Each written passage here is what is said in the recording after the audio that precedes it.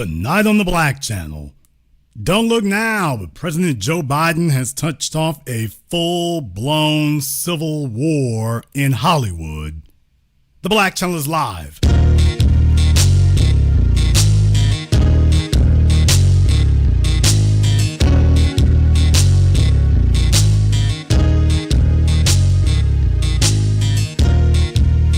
Unapologetic, unadulterated, and absolutely uncompromising. Greetings, brothers and sisters from around the world, and welcome back to the home, the haven, the stronghold, and the everlasting superfortress of intelligent black thought. We are the Black Media, and this is the Black Channel. And I am your host, your brother, your humble servant, the voice of Black America, the Black Authority, broadcasting to you live from the only historically black college university of higher education and learning in the cosmos. You are, of course, welcome to join us. And join us you shall, because on tonight's program, I was going to wait on this, but there's something else I want to do this weekend. I discussed with you all. I think I want to do the program this weekend explaining reparations and taking all your questions about that. So I think that's what I want to do this weekend. And so in the meantime, I decided I want to go ahead and jump on this now because I don't think that events are going to wait. I don't think events are going to wait at all. So with that being the case, taking a look. And right now, Hollywood is now abandoning Joe Biden. You've had a bunch of Democrats who said they need to replace him. He's in the midst of whipping them back in the line. And now George Clooney, longtime Democrat, longtime friend of the Democratic Party, longtime faithful apparatchik, has sat up here and has said, yeah, I can't do it. I can't do it. He's got to think about it because there are things that matter. There are things that matter here. Please remember, you're talking about Hollywood. And in Hollywood, what matters is your image. What matters is what you look like. You can stick by folks and whatnot, but what you can't do is stand by a situation that looks like the ship is going down and you are going to be on it, under it, or inside of it. You can't have that happen. So for such a high-profile person like George Clooney to jump up and write an article in the New York Times, I've been saying this for a while now, that boy, look here. So the folks got it in for Biden. They're not even being nice anymore. They got it in. They got it in, and there are some folks there who absolutely do not want him returning. They don't want him getting reelected. Whatever it was he said or whatever it was he did, they don't want no more parts of it. So they've basically open season on him. And told folks certain people are allowed to go after him. The New York Times, when the grand old lady sits up here and says, yeah, we've heard enough. When the grand old lady of American newspapers tells you, we've heard enough, that's nothing that you take lightly. You've been put on notice. We don't have to do anything here. Whatever it was he was supposed to do, he's failed to do it. And they put a spotlight on him like nobody else. I'd like to show you some of what George Clooney had to say. And remember, this is a guy who's a friend of the Obamas, a friend of the Clintons.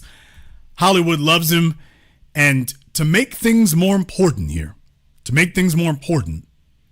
he just finished doing a record-breaking fundraiser for Biden just last month. Understand that. He just finished doing a record-breaking fundraiser for Joe Biden last month. So he was at ground zero when all of this was happening. And when you put your name on the line like that, you expect to get usable results. And that is not what George Clooney thinks he's gotten. What it really means is they don't think they can hide it anymore. I'm going to go ahead and post up on your screens here some of the text here so you all can read that for yourselves. And then we're going to have some analysis of this. As you can see on your screens, it says that I'm a lifelong Democrat. I make no apologies for that. I'm proud of what my party represents and what it stands for. As part of my participation in the democratic process and in support of my chosen candidate, I have led some of the biggest fundraisers in my party's history. So George Clooney, when we talked about the folks who make the money, I think now, and I was telling you all a couple of weeks ago, that by the way, it's the money men in the party who are saying that they're abandoning Biden. It's not just politicians. The money men have obviously spoken, and George Clooney is saying, by the way, I'm one of the money men. I've led some of the biggest fundraisers for this party. Barack Obama in 2012, Hillary Clinton in 2016, Joe Biden in 2020. Last month, I co-hosted the single largest fundraiser supporting any Democratic candidate ever for President Biden's reelection. I say all of this only to express how much I believe in this process and how profound I think this moment is. I love Joe Biden as a senator, as a vice president, and as president. I consider him a friend, and I believe in him, believe in his character, believe in his morals. In the last 4 years, he's won many of the battles he's faced. But the one battle he cannot win is the fight against time. None of us can. It's devastating to say it, but the Joe Biden I was with 3 weeks ago at the fundraiser was not the Joe Big Effing Deal Biden of 2010. He wasn't even the Joe Biden of 2020. He was the same man we all witnessed at the debate. Was he tired? Yes. A cold? Maybe. But our party's leaders need to stop telling us that 51 million people didn't see what we just saw. We're all so terrified of the prospect of a second Trump term that we've opted to ignore every warning sign. The George Stephanopoulos interview only reinforced what we saw the week before. As Democrats, we collectively hold our breath or turn down the volume whenever we see the president, whom we respect, walk off Air Force One or walk back to a mic to answer an unscripted question. Is it fair to point these things out? It has to be. This is about age, nothing more, but also nothing that can be reversed. We are not going to win in November with this president. On top of that, we won't win the White House, or we won't win the House, and we're going to lose the Senate. This isn't only my opinion. This is the opinion of every senator and Congress member and governor who I've spoken with in private. Every single one, irrespective of what he or she is saying publicly. We love to talk about how the Republican Party has ceded all power and all of the traits that made it so formidable with Ronald Reagan and George H.W. Bush to a single person who seeks to hold on to the presidency, and yet most of our members of Congress are opting to wait and see if the dam breaks. But the dam has broken. We can put our heads in the sand and pray for a miracle in November, or we can speak the truth. It is disingenuous at best to argue that Democrats have already spoken with their vote and therefore the nomination is settled and done when we just received new and upsetting information. We all think Republicans should abandon their nominee now that he's been convicted of 34 felonies. That's new and upsetting information as well. Top Democrats, Chuck Schumer, Hakeem Jeffries, Nancy Pelosi, and senators, representatives, and other candidates who face losing in November need to ask this president to voluntarily step aside.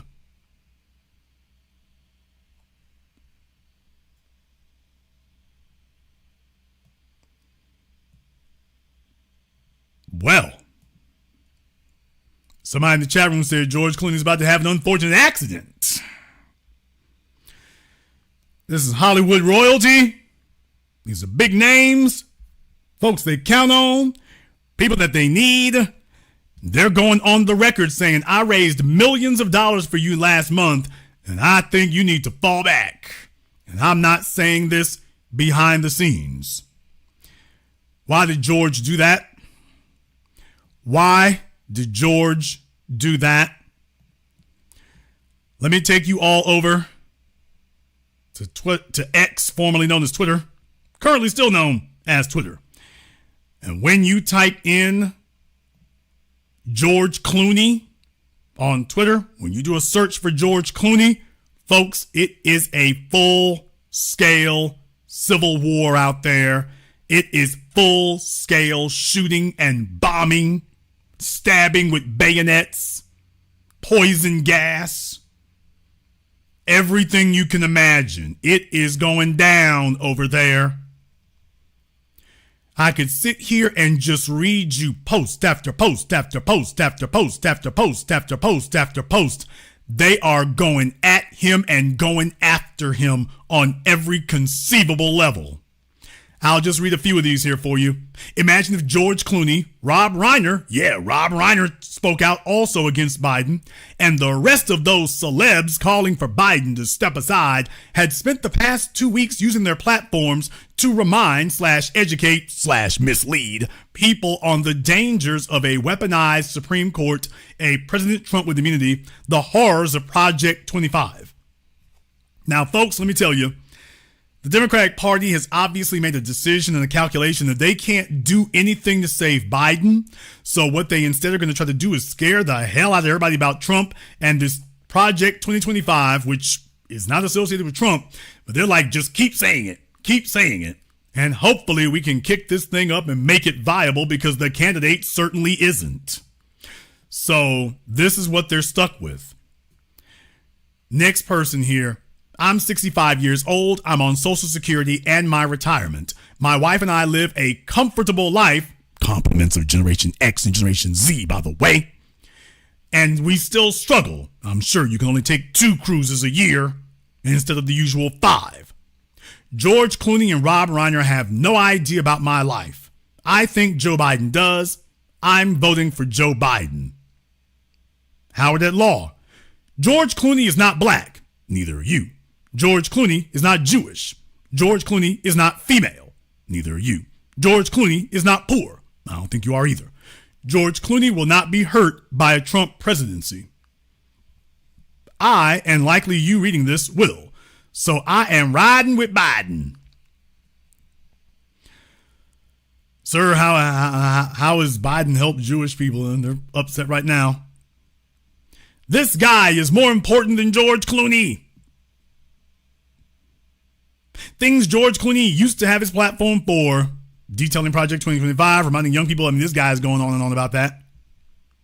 Joe Biden had 1 bad debate. He's had 4 bad years and 4 bad decades, if you really want to be honest about it, but definitely the last 4 years with nothing to write home about. This is not new infirmities on his part.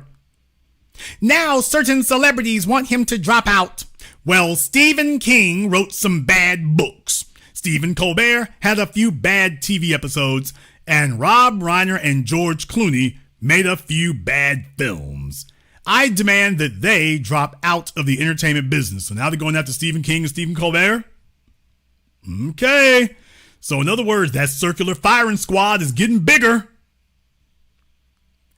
I, for one, do not need George Clooney's advice. Okay.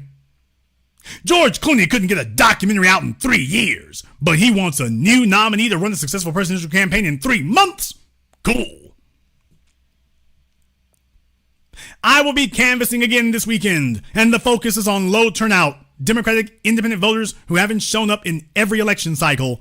My experience, people are going to show up. George Clooney isn't in the trenches.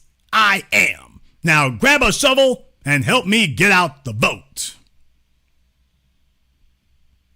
Take a look at this one. And this is what they said up here earlier here. Some folks are really hating on this. Now, they weren't talking about George Clooney like this before, but take a look at this now. They're going after him on every level.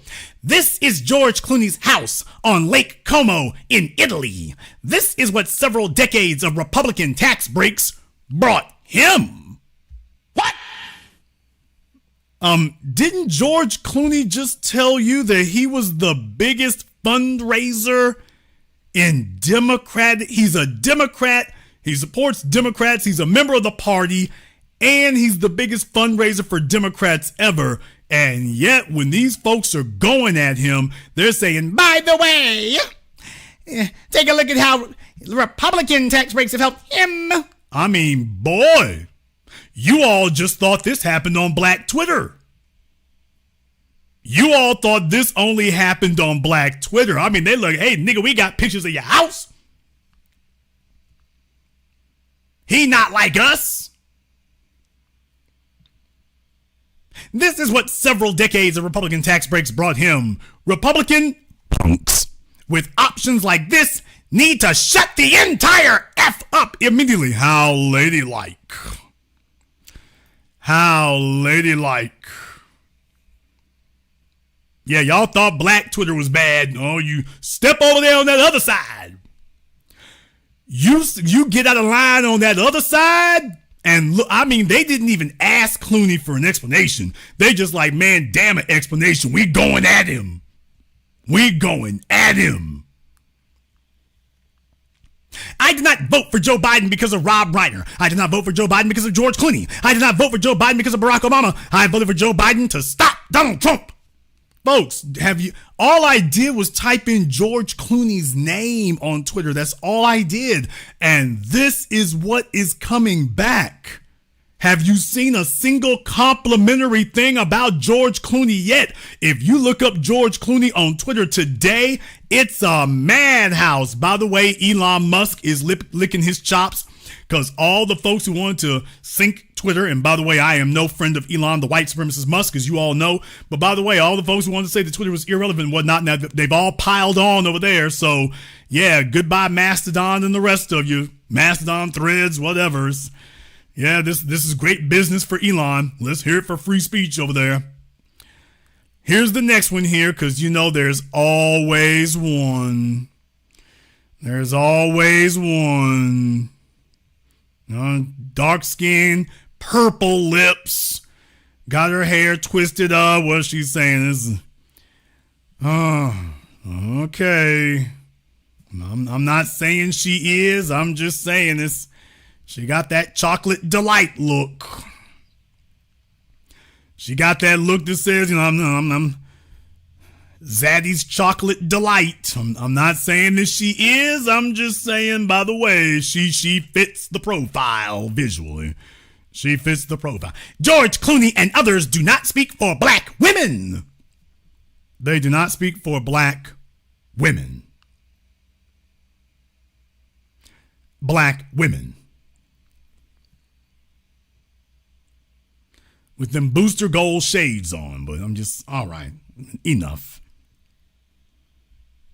Enough. Chris Matthews. In life, he lost his wife and daughter and he found Jill. Now he's going to listen to Jill or George Clooney. He's got poor people, minorities, Hispanics, labor. He's going to hold that base of the Democratic Party, which he will need in November. Okay. It's devastating to say it, but the George Clooney we saw 3 weeks ago is not the George Clooney we all remember so fondly from the past. I mean, that flipped quick, fast, and in a hurry, didn't it? I am calling on George Clooney to drop out of Ocean's 14. Now, let me explain something to the folks over there in the Democratic Party and the left, and I have no dog in the fight. I have no dog in the fight, so I can be the one thing that probably scares you all most, brutally honest and uncompromising. When your candidate is losing, it might be very tempting to lash out with one-liners and, you know, oh, we're gonna throw some jabs out there. That it might be very tempting to do that, but please understand, levity helps in certain situations. Levity isn't going to help here. And thinking that a bunch of snappy one-liners are going to change the subject, that's not actually going to help you.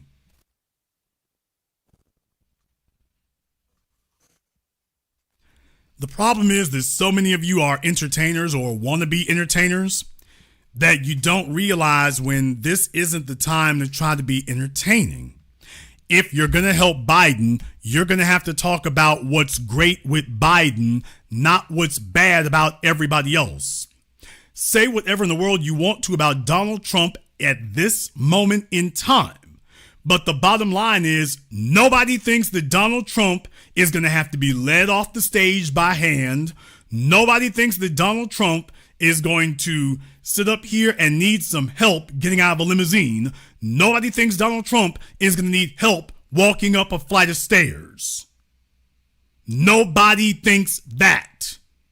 You take a look at Trump walk out. He looks like he did 4 years ago. Biden doesn't even walk out anymore. He just shuffles out. He looks lost. Now, you're going to need Biden to fix that. This isn't about who you want to vote for, your opinion on anything. Biden has to fix that. And you all can't say that Biden can walk out on stage. So changing the subject, you're not reassuring anybody. One of them can walk, the other one kind of just shuffles out. And you hope he doesn't trip and fall. Today at a press conference, he just referred to President Zelensky as Putin. Somebody in the chat room saw that. He just referred to Zelensky as Putin. What I've told you all, Biden is in this race unless he has another disastrous event, which would need to happen within the next couple of weeks, which is why probably his party is trying to push him out there so that hopefully he goes ahead and pulls that trigger. And then it makes it easier for them to get rid of him. But it will not be that easy. It will not be that easy.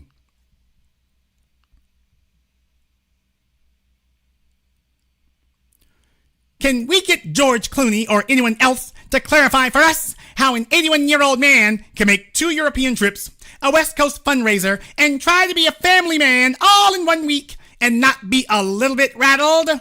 No one half his age could have handled that schedule, not even Clooney. Okay, I could have handled that standing on my head, but all right. This chick here, boy, I'm telling you.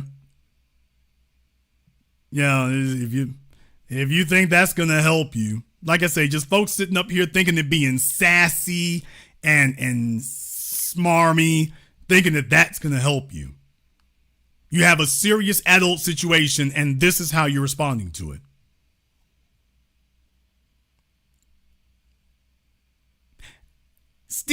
George Clooney, Stephen at home, and no, just make sure we're clear on that. Stephen Colbert, by the way. So she's referring to Stephen Colbert. George Clooney, Stephen Colbert, and all the other white men who think they can disregard millions of votes cast can kiss my ass. Y'all are doing the work of the RNC and are too dumb to realize that. F y'all! Yeah, they send out rodeo clown looking females like this, and it's just, do you think that's a convincing argument? Do you think that was a logical, well-reasoned, thought-out, convincing argument? You're on the ropes right now. You need to be getting as much help and as much support as you can get. And this is what you're doing. Clooney was angry and wanted to exact revenge on Biden. Was Clooney angry last month when he had the biggest fundraiser in Democrat history for Joe Biden? Was George Clooney angry and vengeful last month, which was 11 days ago? Was he angry and vengeful then? So let me get this straight. He's been holding a grudge against Joe Biden, so he gave him the biggest fundraiser in Democrat history because that's what you do for people you don't like. I mean, come on now. At what point do you just sound silly? If this isn't silliness, okay, at what point is it silly? They just grabbing any old damn thing. He was against him all along. Folks, when I told you that the Civil War is on, and by the way, it's just getting kicked up a notch, here is Rob Reiner If you saw Archie Bunker, he was the son. He's gone on to be a director and done television and films. So for those of you who are not old enough to remember Archie Bunker, if you didn't watch reruns on TV Land or something, Rob Reiner was Meathead, Archie Bunker's son on the show. And so he's had a very successful career in Hollywood and television ever since then. But here's what he said yesterday. My friend George Clooney has clearly expressed what many of us have been saying. We love and respect Joe Biden. We acknowledge all he has done for our country. But democracy is facing an existential threat. We need someone younger to fight back. Joe Biden must step aside. Rob Reiner said that. That was what Rob Reiner said. Nothing incendiary there, at least. Although you would figure that, they would go ahead and accept that. No. When you go over there to his page, by the way, please understand, the long knives came out and they came out quickly. So if you want to know why it is, there's so many people have been mentioning Rob Reiner next to Clooney. Yeah, you need to stop now. I don't see how that helps defeat Trump. That'll be a religious conversation we had in July 2023 instead of July 2024. I mean, boy, I'm telling you, George and Stephen King can all go have a play date out of the country since you're helping to give U.S. Trump rich white men. I mean, boy, she's a white woman talking about she got an issue with white men, so no wonder white men are grabbing the red pill, the black pill, painkiller pills, and every damn thing else. I'm not so sure there's time left for a plan B. Seems to me George Clooney's pissed at Biden over the Israel conflict. Could that be clouding his judgment? No thanks, all you big name celebrities. Biden voters are smart enough to know it's too late to make a change now. I mean, they came out at Reiner. F both of you! I mean, wow, that was so civil and well thought out. And yeah, this guy here, you saw him before. F both of you! You're following the script given to you by oligarchs. You're just dupes in a giant game of snooker the libs. Absolutely morons! I mean, folks, civility just went clean out the damn window. They said, man, damn civility. Democrats staging a coup against their duly elected nominee? Democracy? Please shut up. Maybe Clooney should stay out of politics, especially when there's a conflict of interest. So I guess they're trying to say this is an issue. It's a shame that so many people in Hollywood don't understand, nor do they try to understand politics. It's easy for a rich white celebrity to sit back and gamble away our democracy. Your friend George Clooney needs to be investigated by the DOJ. Folks, I mean, this is on Rob Reiner's page. He said this right here, and they're just like, we need to stick the Department of Justice on y'all. No wonder the 34 felonies against Trump ain't sticking. Let me ask you a question. Do you think he's not performing his job well? He wasn't even performing sentences well. He wasn't performing basic motor functions well. What are you two men doing to preserve the rights of those of us that don't have your privileges? I mean, a white woman is saying LGBTQIA plus mom. I mean, atheist, cannabis, pro-abortion chiefs, pro-gun reform. I mean, she's sitting up here telling you, we don't have your privileges. This is a white woman. It was an error. I support President Biden without reservation. At 77, do you think you should still be expressing an opinion? I'm okay with it, but many people are saying, they're saying what? Clooney is a backstabber. It's too late. Oh, Rob, I've loved you since All in the Family was prime time, and I consider your movies up there with Neil Simon's.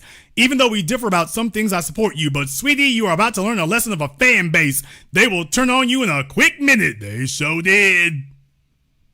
They sure did. Rob, now? During NATO? But I'd let the Biden administration run the country forever, but it's too much to expect Biden to fight a campaign. confirming once again why Hollyweird and politics are completely separate entities. Hey, Rob, you suck at it, but stick to Hollyweird. Hollyweird? Now, the Republicans and right-wingers have said that for decades. Now the left-wingers are basically throwing the N-word at Hollywood folk. Oh, here's a scary sign. Oh, now here is a dead ender. If I ever encountered one, here's a dead ender. No way, Joe is running, and if he loses, he's running again. What? Oh boy, now this is probably the scariest meme or picture you're going to see on the internet this year. First of all, this person's got high hopes, but second of all, oh, you got very high hopes.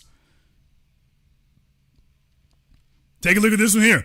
Okay, but, now this is talking to Rob Ryder now. Okay, but have you considered that since we're facing an existential threat, you should get behind him? Okay.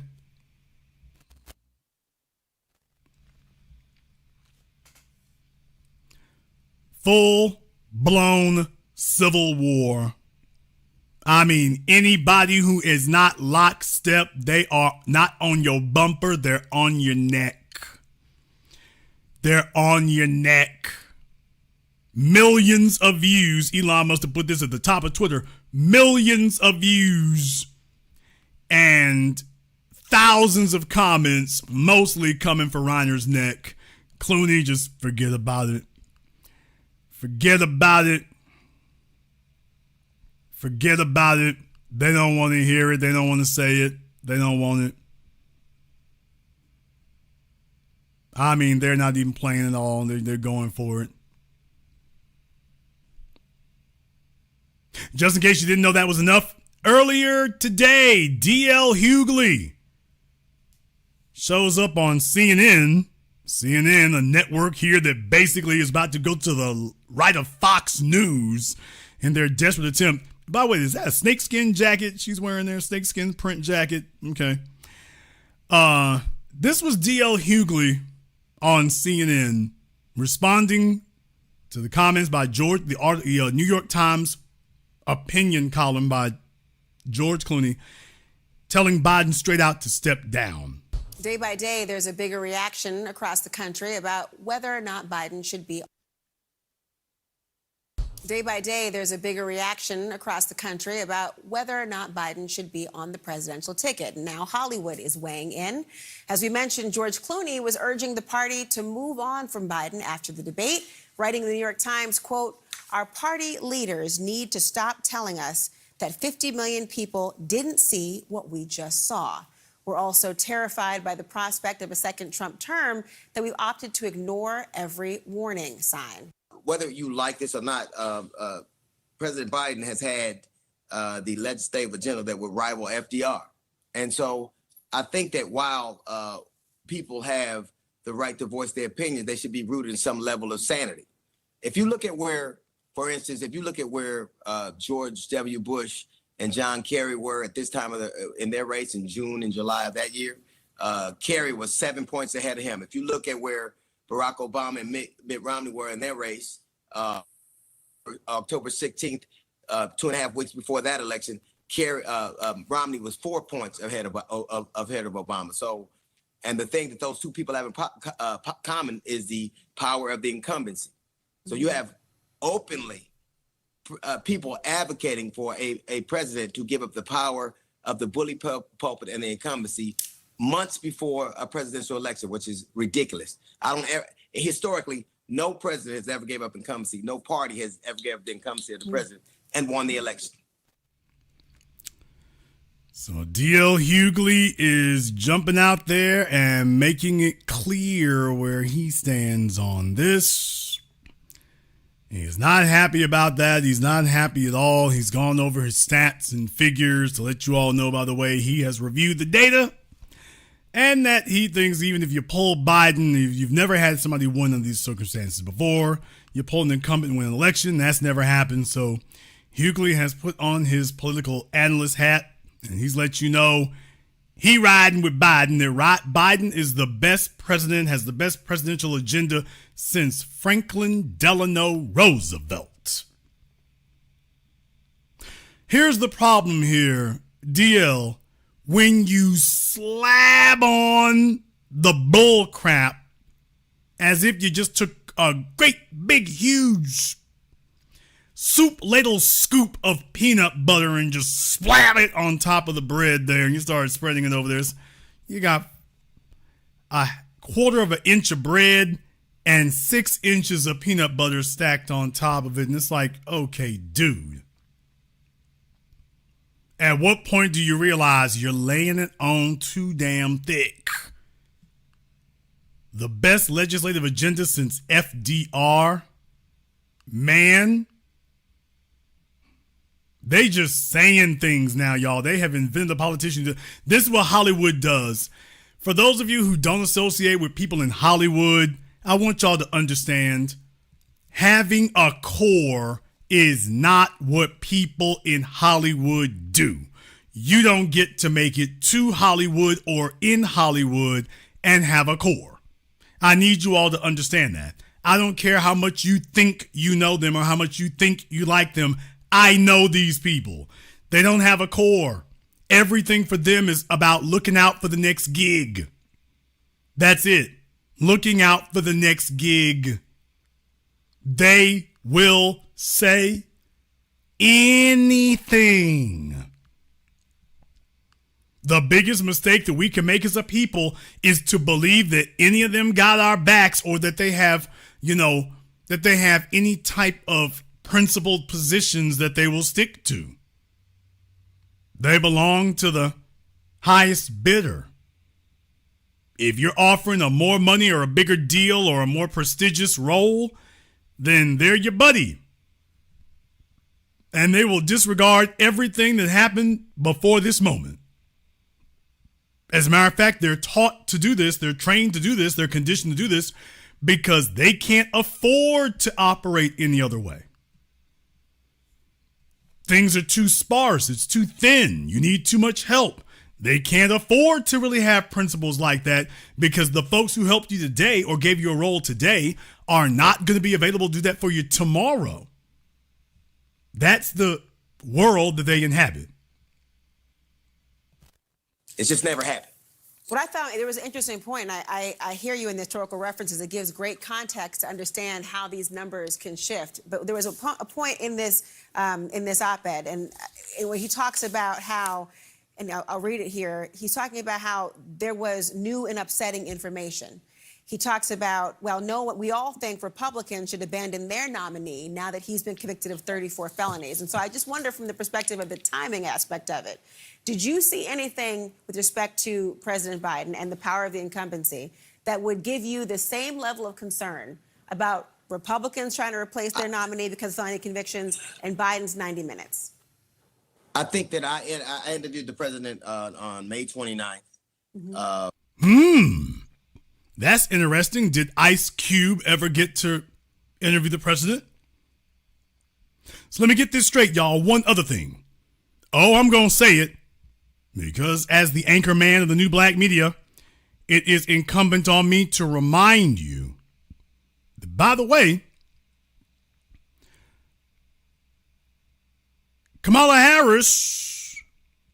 wasn't Kamala Harris at a event with Steve Harvey? So Kamala Harris is at an event with Steve Harvey. That's how they talk to us. They go grab entertainers, specifically comedians. You can take a look at your screens and see, for those of you who missed my program about that before, gotten a lot of views. So Kamala Harris talks to Steve Harvey and Joe Biden talks to D.L. Hughley. Did you all notice that? Kamala Harris talks to Steve Harvey. Joe Biden talks to D.L. Hughley. And I'm wondering if they went to go talk to Jerry Seinfeld or somebody else like that. But just thought I would point it out that, by the way, their idea of, quote, talking to black society is to talk to comedians. Isn't that interesting? That's their idea of, quote, talking to us. A few weeks before I think that I interviewed the president on May 29th, a few weeks before the debate at the White House and on Air Force One. Now, obviously, he's an older man. Obviously, there's no disputing that. But let's be clear. The Democrats should be focusing on what's at stake in terms of what they're running against. The one thing that I didn't hear George Clooney mention was Project 2025.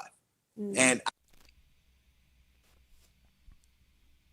nigga, please. So basically what they're saying is put on our Alex Jones hat and see if we can hang Project 2025 over Trump. Never mind the fact that Biden is barely verbal and barely mobile. Don't worry about that. Worry about Project 2025, which is neither legislation nor proven. You worry about that. What I'm saying, folks, is at what point is he promoting his own candidate? At what point are you promoting your own candidate? Now what you're conceding is you have nothing. You're not giving people anything to vote for. You can't tell them to vote against Trump. You got to give them something to vote for, DL. You got to tell them why Biden is better than Project 2025. Biden needs to have a damn me Project 2024. And the guy with supposedly the best legislative agenda since FDR, and you're not promoting his agenda. You're promoting some fantasy island thing you claim exists out there somewhere. Yeah, because you can't tell people what to do for your man. I think we have a decidedly different vantage point. If you look at who Project 2025 affects the most, it is communities of color. It is the people who have less than. Now, if you're a straight white... Folks, one of the things that they claim is on Project 25 is ending no-fault divorce. What? Please tell me how ending no-fault divorce is a bad thing.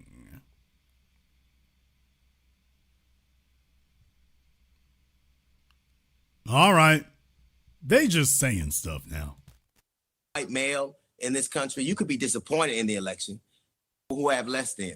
Now, if you're a straight white male in this country, you could be disappointed in the election, but it wouldn't have disastrous results. I think that's decidedly a different thing for communities of color. And I think that the vantage point they speak from, I don't think that he speaks for the people that I speak. I speak to millions of people every day on my radio show. And that's the sentiment I hear that is kind of bantered around. And so I just think... Folks, do you think that it's appealing to go out there and say, vote for our candidate, he's not good for straight white males? I mean, just as a mathematical reality, here at the home of Intelligent Black Thought, let's just be logical for a moment. How appealing a campaign slogan is that? If you're not a straight white male, it's a problem. Okay, so what you're saying is that this is for the straight white males? You mean this is for, they should want this other thing over here? Radio show. And that's the sentiment I hear, vantage point they speak from. I don't think that he speaks for the people that I speak. I speak to millions of people every day on my radio show. And that's the sentiment I hear, that I think that's decidedly a different thing for communities of color. And I think that the vantage point they speak from, I don't think that he speaks for the people that I speak. I speak to millions of people every day on my radio show. And that's the sentiment I hear, that is kind of bantered around. And so I just... So he's telling you, I think we got better things to do. And I think that the vantage point they speak from, I don't think is the people who have less than. Now, if you're a straight white male in this country, you could be disappointed in the election, but it wouldn't have disastrous results. I think that's the.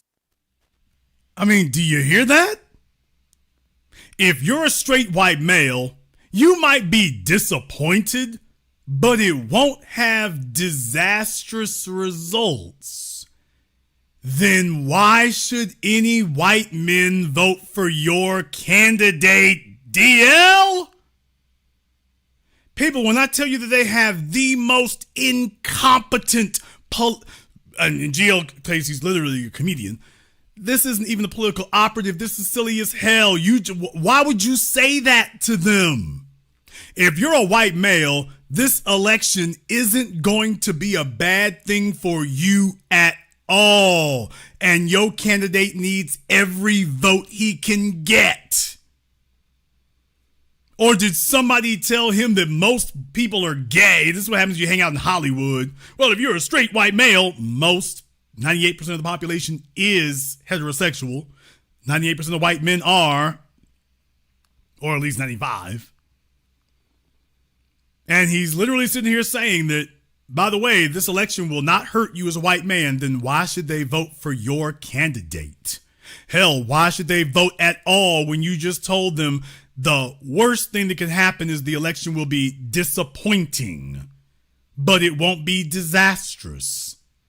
This is the political advocate that's allegedly helping Joe Biden here.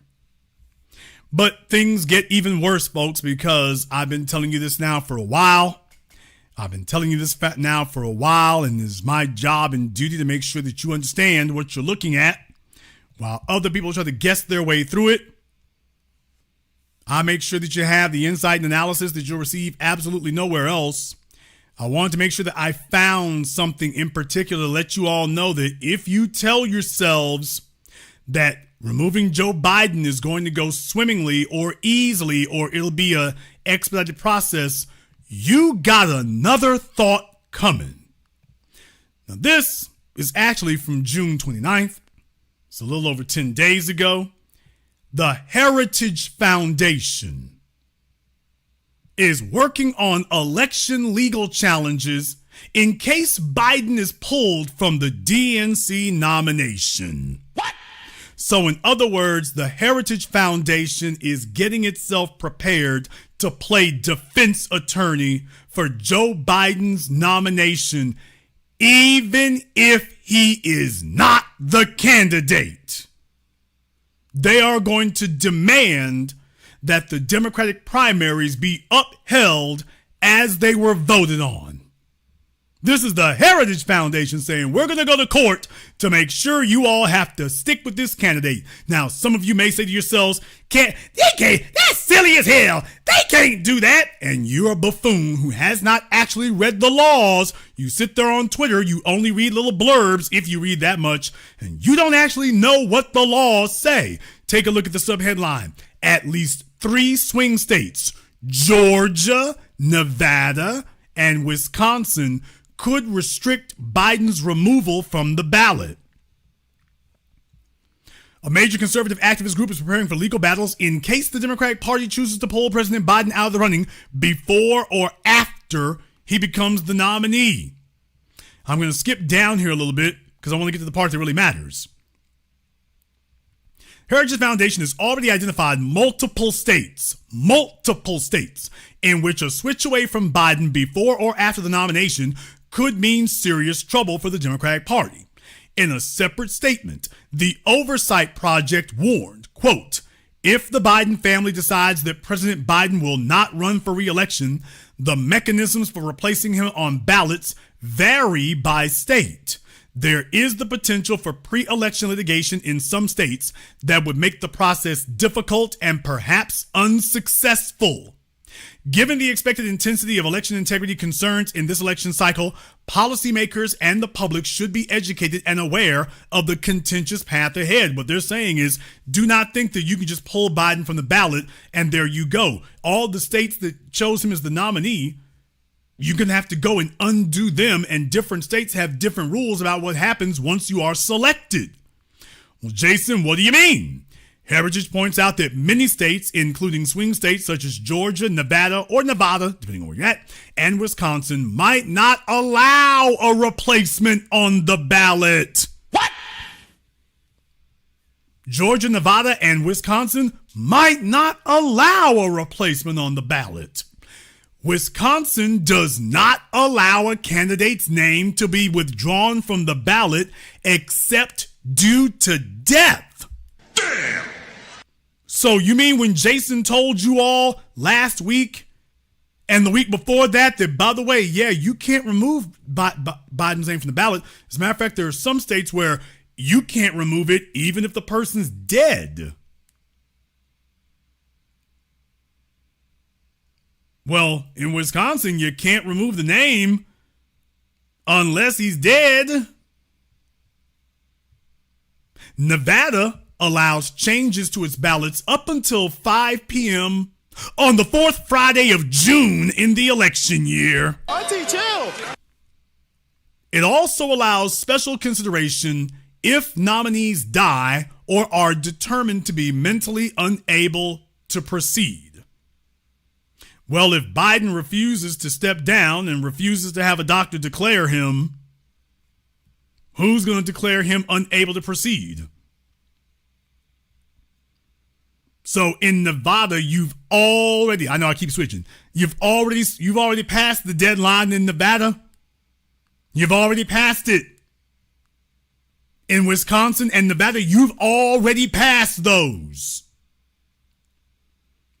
One of them, you have to prove that he's mentally unfit. The other one, you got to prove he's not breathing. So in one state, you have to prove he's not thinking. And in another state, you have to prove he's not breathing. If you're going to remove him from the ballot. Georgia would allow Biden to withdraw up to 60 days before the election. If Biden withdraws afterward, his name would remain on the ballot, but votes for him would be discarded. So in other words, you only have until September if you're going to pull Biden there. But that's not going to help you very much. Because right now you've got folks sitting up here carving out their claims about who they're not going to support. And what you're doing right now by George Clooney saying that Biden needs to step down if Biden makes it to September and has not been ousted by the party, do you realize how weakened his own party has made him? Do you realize how weakened they've made him? Just on that. Want to show you a little bit more here? Tells you that other states have restrictions on timing and the reason for withdrawal from ballots, while others have no procedures on the books, making the prospect of switching Biden out an even more perilous legal minefield. So you got some states that have different rules and some states that have no rules at all. Now you're suddenly going to fabricate some? Not where you want to be.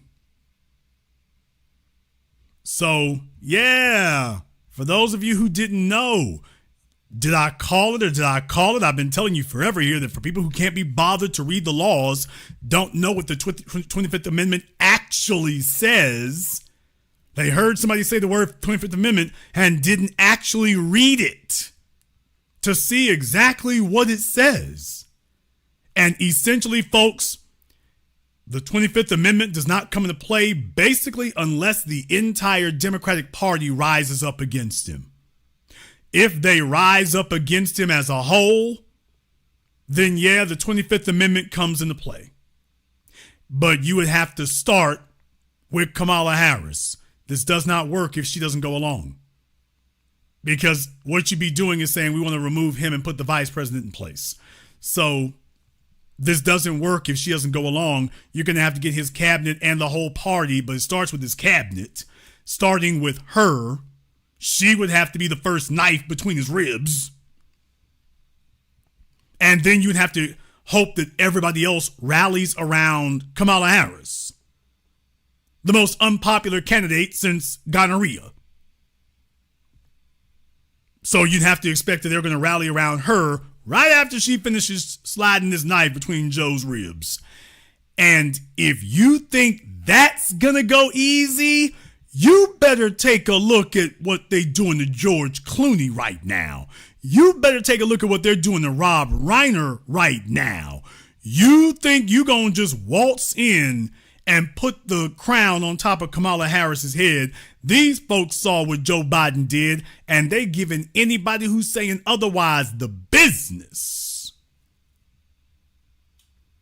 This is what Kamala would have to overcome. They're not trying to have it. They're not trying to have it. Some of these folks down here are just not realizing those. Read the room, man. George Clooney's net worth, $500 million. Stephen King's net worth, $500 million. Rob Reiner's net worth, $200 million. Jon Stewart's net worth, $120 million. Colorado Senator Michael Bennett's net worth, $15 million.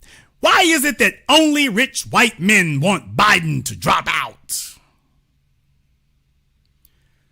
Talk about an incompetent advocate class. Why would you say this? You might as well say all the white men need to go vote for Trump.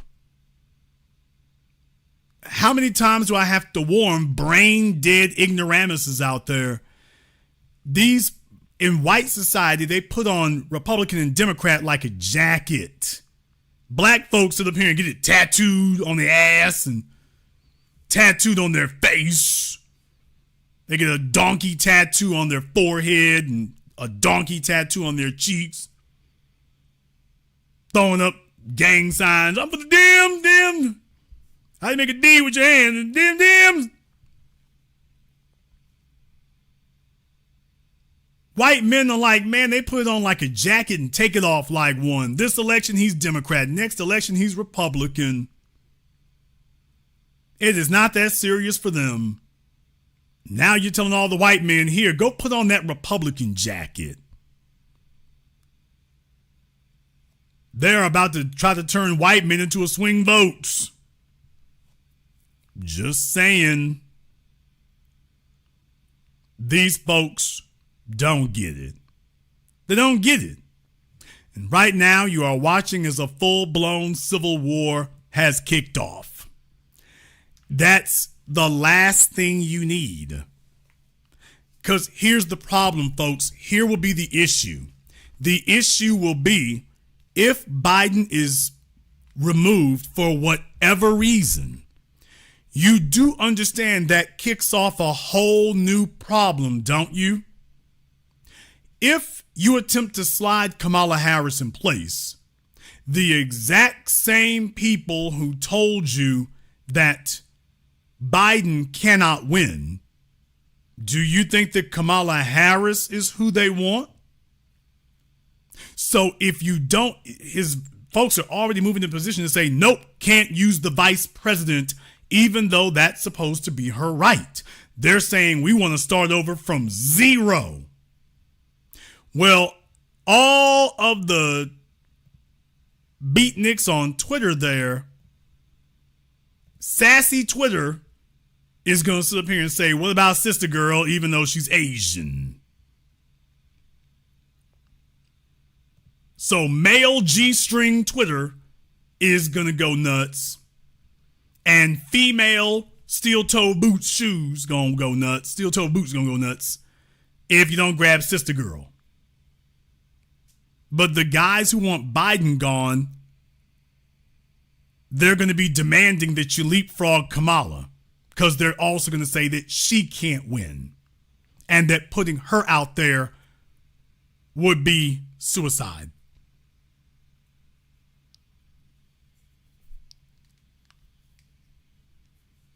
They didn't tell anybody this.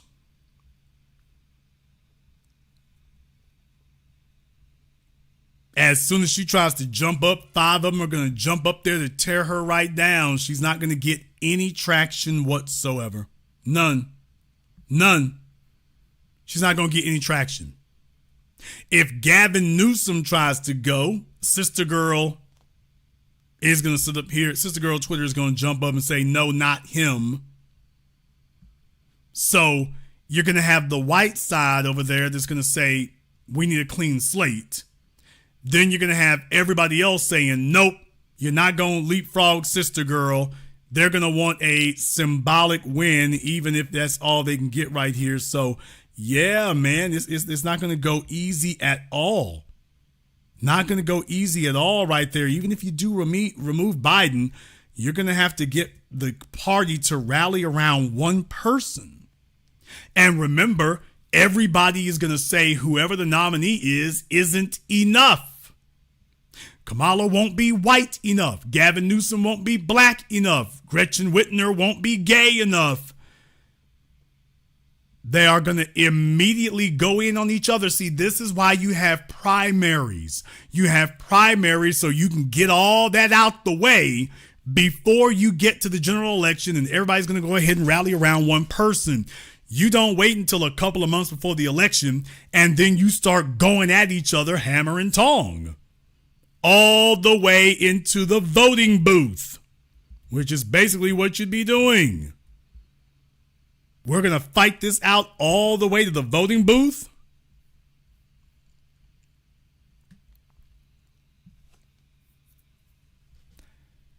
I'm going to open up the telephone lines here. But before I do, there's a reason why I'm holding this broadcast tonight. There's a reason why I'm holding it, and there's a reason why I'm holding it the way that I am. Because I wanted to go ahead and point out something here, something that usually doesn't get pointed out at all. And I felt that it was essential and necessary to do so that I might put things in their proper context. Do you see what happens to any people, any group of people who allow their so-called celebrities and stars and famous people to lead their national dialogue? Do you see what happens when you even allow them to have input? They do things that raise their profile. They do things that raise their profiles for their careers.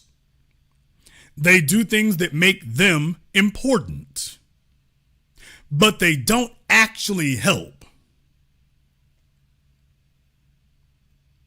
This is what happens when you bring in the celebrity class to lead. You see, the time for these people on Twitter to be beating George Clooney in the place was years ago. You can't sit up here and call him Dr. McDreamy or whatever. I know it might be the other show, but you can't sit up here and say that to him for decades and then think you're going to jump up in 2024 after you've given him. You can be as mad as hell as you want to be about it. You can't jump up and say all this stuff here later. You can't do that later. You can sit up here and yell and squeal about his mansion in Italy. You done gave him the damn thing now. You're going to sit up here now and talk about what you wish he didn't have and what his net worth is and what he doesn't understand. The time to be saying that was a decade ago. The time to clamp down on that was a decade ago. You ain't going to jump up in 2024. Take a look at the house. Take a look at the boat. Living lavish. Take a look at the house in the hills. Take a look waterfront. Living lavish. Living lavish. And you think you gonna bother him now? You think you're gonna bother him now? Now let me introduce to you all another more frightening specter. No, you shouldn't be giving the celebrities a chance to speak. But over there in white society, it's a little different. The reason why it's a little different over there is because, you see, these celebrities become specialists at passing the hat. These celebrities become specialists at gaining funds. These celebrities become specialists at getting money together, passing the bag. They don't do like your black celebrities and just show up for an awards show, take a few photos, and go home. These people are talking to folk 24 hours a day, all day, every day, all year. And by the time election season rolls around, they basically gather together all their rich friends, their celebrity friends, their resourceful friends. They get all of them together, and then they go ahead and get the money moving. That's not, you can't just get any old body to do that, folks. If they did get rid of George Clooney, not Biden, but if they did get rid of George Clooney, who you gonna replace him with?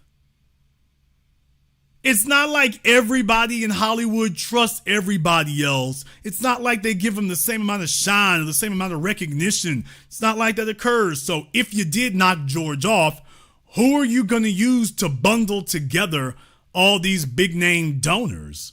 Who's got the name and the gravitas and the credibility to be able to replace George if you A, ignore him, or B, run him off? Who's going to be able to do it? Presidents come and go. Presidential candidates come and go. The ability to get together money, that crosses election cycles.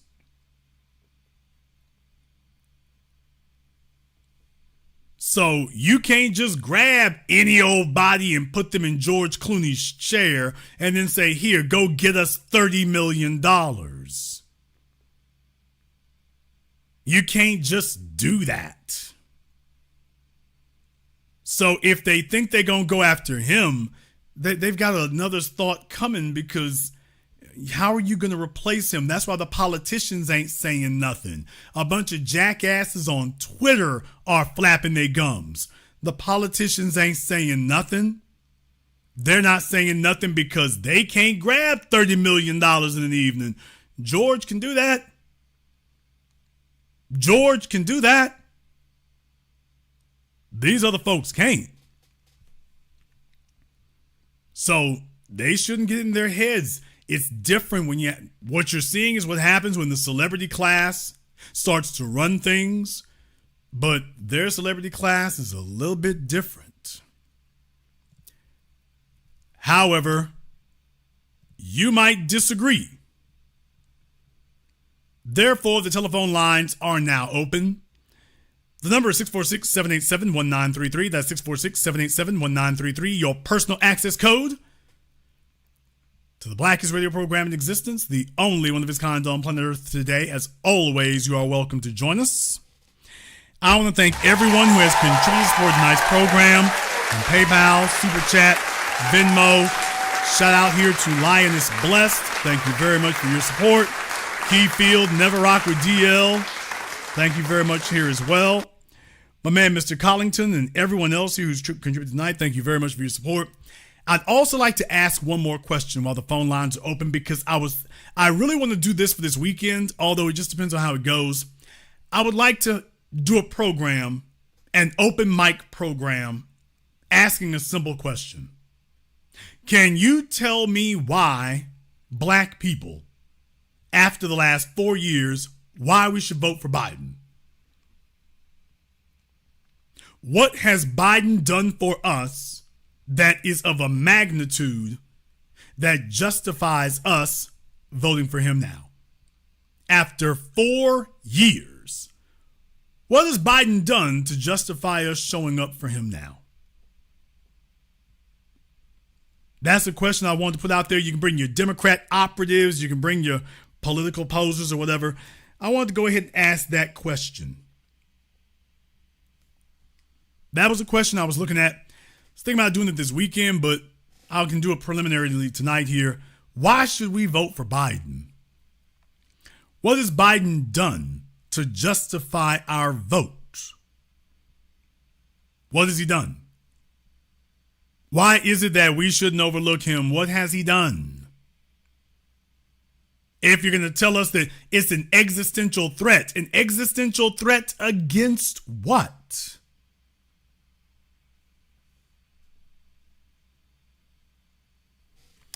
The telephone lines are now open. And by the way, you all are allowed to call in tonight and weigh in on that question if you would like to. But the phone lines are now open. The number is 646-787-1933. That's 646-787-1933. By the way, the crowdfunding for 8 a.m., I want to thank everyone here for what you've done. I appreciate that. You still have the ability to do some contribution to it there. So for those of you who are asking about if you could do it after the Tuesday, it's still going to allow it for a little while longer. So I recommend you don't drag your feet on that. It'll only be taking it for a little while longer. I do not know when it'll stop. I don't know when it'll stop. It'll only be taking it for a little while longer. So definitely, if you didn't get your last ones in there, you are going to want to hurry, quick, fast, and in a hurry. But I want to thank everyone there for supporting the project. It was a hell of a ride here and a hell of a program, and I appreciate all of you being a part of it. Let me get caller from area code 419. You're on live with the Black Channel. What's your name? Where you calling from? My name's Joe, caller from Toledo. All right, Joe from Toledo, and what's on your mind? As I always say, Jason, you always keep it 100. Well, your broadcast is always on point. And like I say, you cover so many angles.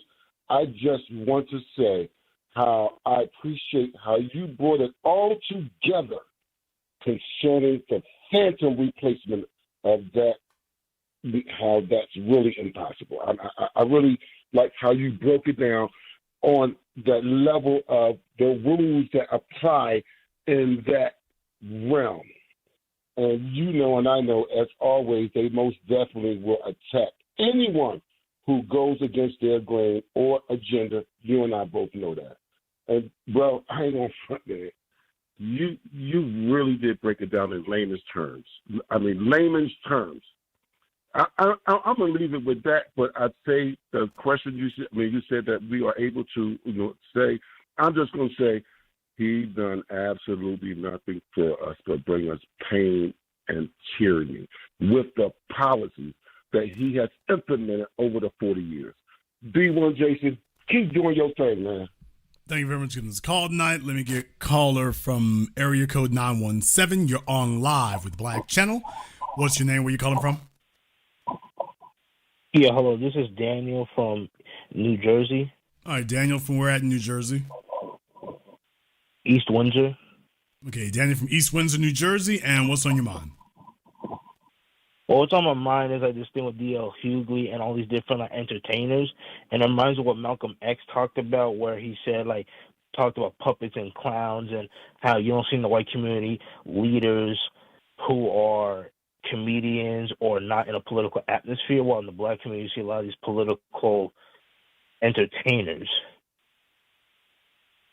Well, I mean, to just take a look at the contrast here. In black society, D.L. Hughley and them, they can weigh in politics, which I suppose is their right, but as far as leading, no, as soon as George Clooney stood up to say something, they came and struck him down. As soon as he came, they're all telling him, you can back our play, but you don't get to lead anything. And I think that's a marked contrast. Okay, so you think that it's okay to have political opinion, you just need real political leaders, which are not comedians. Well, what I will say is that entertainers can't be comedians. They can be noteworthy, in their realm, but what their job is to back our play. Because what tends to happen is they tend to be self-interested. The other thing is they got to put skin in the game. You got folks who are not out here on the streets. They're not out here in the trenches. Police gunning folk down. They're MIA unless there's cameras around. George Clooney is doing stuff when there's not cameras around. Where black celebrities are concerned, they only show up if there's a camera around and they can get some attention for it. Otherwise, they're just off hiding somewhere. Okay. So there's where the big difference comes from. In daily life, they're MIA. They're unseen. Then they want to jump up at the last minute and tell the rest of us what to think. Usually with their white paymasters or political owners standing right next to them. That's the problem. Say whatever you want to about George. George is speaking what he really actually believes. And he's like, hey, I am one of the paymasters. Okay. So basically it's kind of like action over just flapping your gums. Yeah, I mean, that in our society, we tend to reward folks for being symbolic. They get well known. It becomes a popularity contest. Who cares if they're saying complete gibberish? Thank you very much for giving us a call tonight. Let me get a call from area code 301. You're on live with the Black Channel. What's your name? Where you calling from?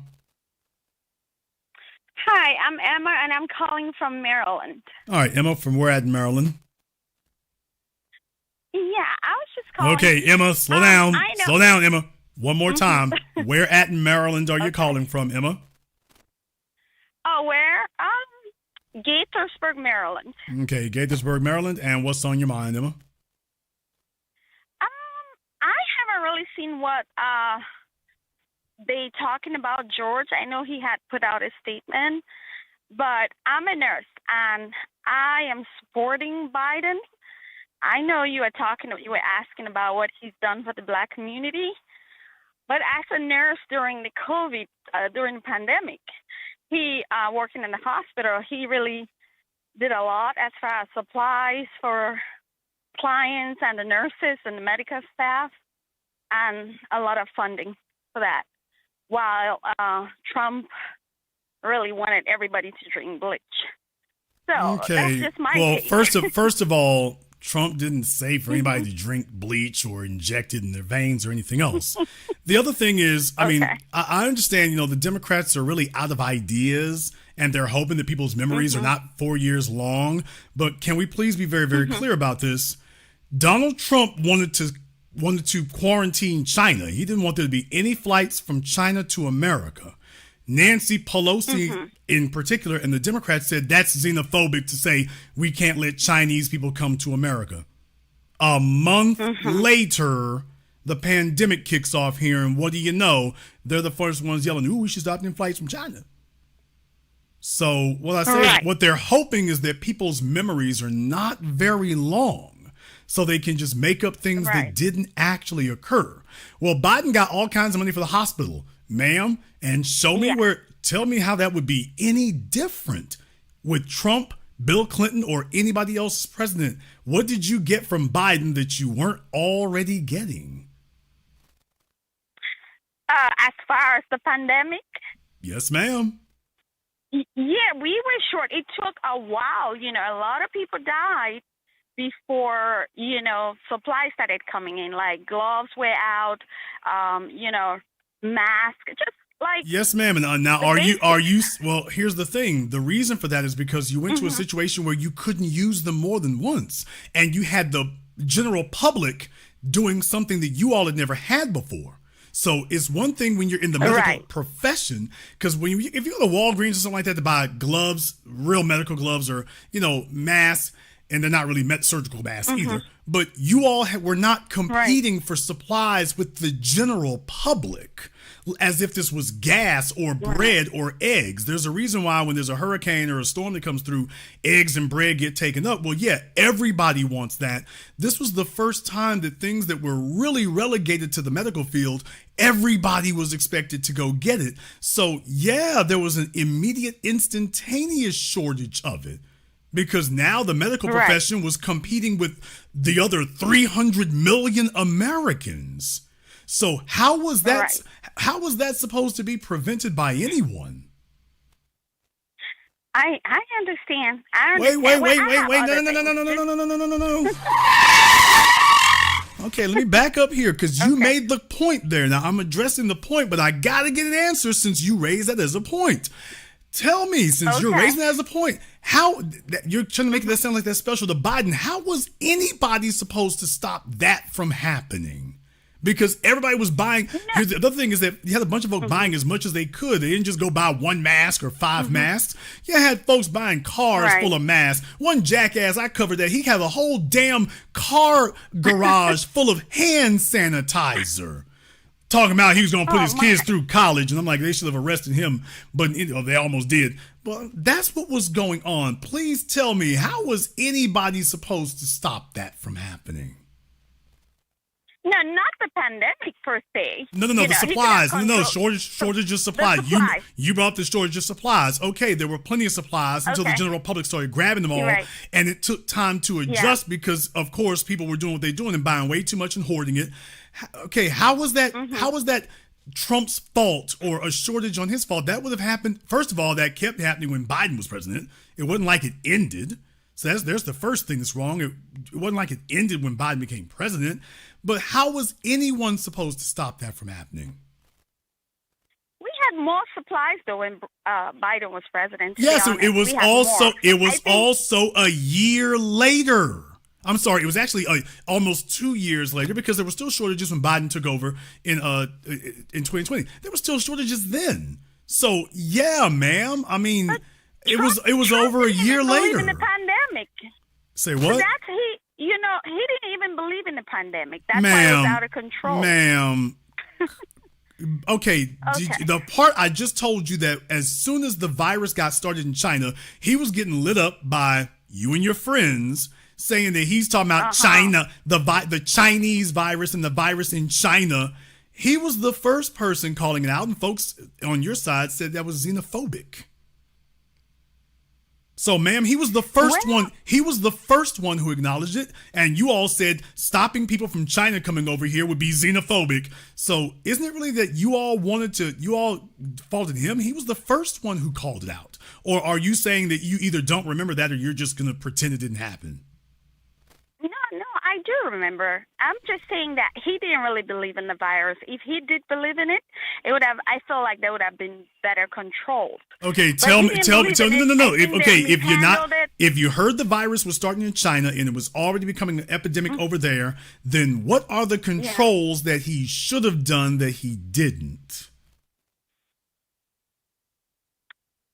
Well, he was talking about drinking bleach. Didn't you remember that? Okay, ma'am. First of all, not drinking bleach. Nobody said anything about drinking bleach. Oh, injecting bleach. Injecting bleach. Sorry. Injecting bleach. He didn't really believe in it. So okay, ma'am.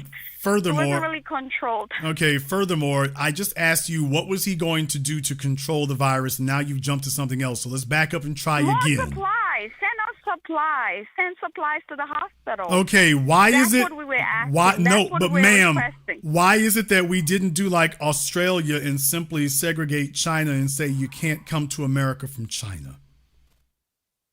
I thought they did that. No, ma'am. They said that was xenophobic for Trump to do that.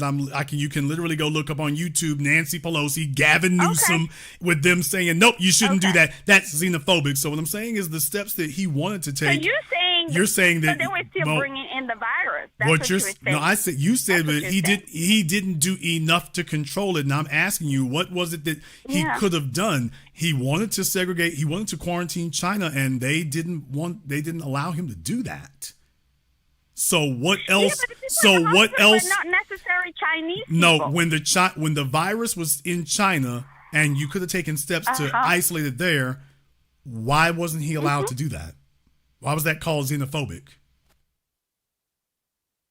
Well, I didn't hear that, to be honest. I didn't hear that. You heard somebody other than Trump talking about cleaning supplies with bleach. You heard that, but you didn't hear the first. I heard that one. But you didn't hear the first 6 months with the Wuhan lab and the Chinese virus, and we need to quarantine China, and folks don't need to be allowed. We need to have a no-fly order for people coming from China. You didn't hear all the first 6 months of the pandemic. You just missed the whole thing. No, I'm not supportive of that. I'm not saying that was right. Wait. Whoa. You're not supportive of what? No, what are you saying? If they said that the Chinese should keep coming in, then that wasn't right. Okay, so if specifically Nancy Pelosi, and you can look this up, Nancy Pelosi, the media tries to act like just like Joe Biden senility did. Nancy Pelosi never said that. Nancy Pelosi was sitting there fighting Trump and saying, nope, you can't keep folk out. That was what they said. That's xenophobic. It's a damn pandemic kicking off, and she held the door open. Now, let me find out. Let me find out here, Emma, because you sound like a very nice Filipino lady. No, I'm not Filipino. Everybody thinks so. No, I'm not. I wonder why. Where are your people from, Emma? I am originally from West Africa. No. Yeah, but no, you don't believe it? Okay. No, Emma, no. Try again. Well, where are Where are your people really from, Emma? They are from. Okay, so my dad is from. My paternal grandmother is from Egypt, and my mom's they're from Cameroon. So west. Right. That accent you have does not sound, even in the northern parts of Africa, it doesn't sound like that. That sounds like a Filipino accent.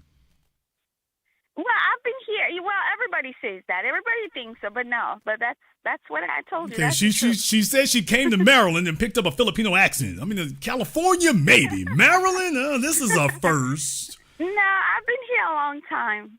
Okay, well, I've been here a while. She has not gotten around. For school. Tell me here now. You work in the medical profession? Yeah, I'm a nurse. Yeah. Okay, are you a registered nurse? Yes. Okay. What did you think of the forced vaccines? Forced? Yes, ma'am. Forced vaccines. Okay, now you're going to act like they weren't forcing people to take vaccines? Is that what you're going to say now? Yeah, I know. No, I know. Boy, that selective amnesia is a son of a gun. She must have Joe Biden and D.L. Hughley sitting right behind her with a Louisville slugger. Hey, heifer, you better not say that. Hey, ain't no virus. Ain't no vaccine. Hey, watch yourself. It was to protect it was to protect everybody, wasn't it? I understood that. Okay, slow down. I understand that. You say that you're a nurse. Now, I want to make sure I confirm this now. Are you a registered nurse, LPN, BSN, PRN? No, I'm a registered nurse. Okay, you're a registered nurse. Yeah, do you work at a hospital? Yeah. Okay, so that means you were working in the hospital. Did your hospital have an ER? When the pandemic, I'm no longer working in the hospital. But okay, but were you working? You were working in the hospital during the pandemic, though. During the pandemic, yes. Okay, did your hospital have an ER? Oh yeah. Okay, yes. Then you worked with COVID cases during the pandemic. Yes. Absolutely. Okay, so you're also. Well, when did you stop being a nurse? No, I didn't stop. I'm still a nurse. I just work at outpatient. I work outpatient mental health now. Okay. I figured you switched to mental health. I figured you did. When you say you're still a nurse, not in the hospital. Yeah. Okay, you switched to mental health. Okay. When did you leave the hospital setting? It's been like a year and a half. Okay, you've been gone from that for a year and a half. So basically you went all through the pandemic, including the vaccine period. Yes. How do you support Biden's trying to force everyone to get vaccines and threatening their jobs, kicking them out the military if they didn't take the vaccine?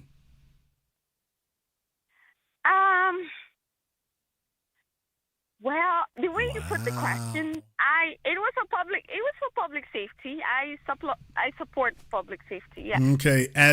How long have you been a nurse? I've been a nurse since like about 11 years. Yeah, 11. Okay. As a medical professional, will you please explain to me how you could, in good conscience, support a vaccine that you know had a 6-month investigatory period? Well, I mean, what were we supposed to do then? Okay, slow down. Stop. Second time. Okay. As a medical professional who went to school and understands how vaccines work, and certainly understands how clinicals are supposed to work, how could you in good conscience support a so-called vaccine that was rammed through in 6 months? You know full well there's absolutely positively no way whatsoever that you can figure out what the side effects or the hazards are of using this mystical concoction they were putting in people. Tell me, as a medical professional, how could you support that? Well, the researchers, we went with the guidance of the researchers. Did you really? The researchers told us, we went with the scientists, yeah. They told us it was okay. But you didn't go with any scientists, you only went with one, Anthony Fauci. Because you literally have never, researchers. No, ma'am, there was literally nobody else. It was just him. You can't. The other thing is you can't look at medical literature. I'm asking you again. Tell me any other medication that has a 6-month turnaround for approval and that we're going to go hit the whole population with it in 6 months. Name any medication that you would tell your family, yeah, we can figure out all the hazards of it in 6 months. Yeah, I understand. I understand, but No. I know you understand. No, man. I have to insist. I didn't ask you to understand it. I'm pretty sure you understand the language, even in Egypt or even in in the Philippines. Emergency, right? During emergency, I worked in the emergency room as well. During emergency, you do emergency stuff. You do things to save life. You do emergency things that are not necessary. I mean, it has to be safety first, but you have to do things that save life first.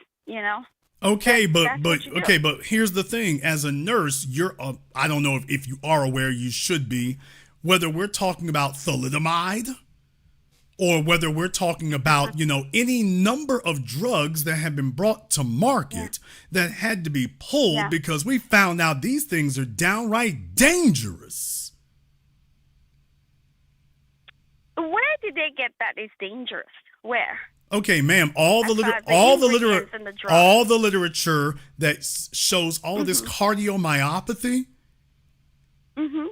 All these people having sudden cardiac arrest. You had a tremendous spike, particularly among young people under the age of 30, something that before the last 5 years was never really a thing that we saw.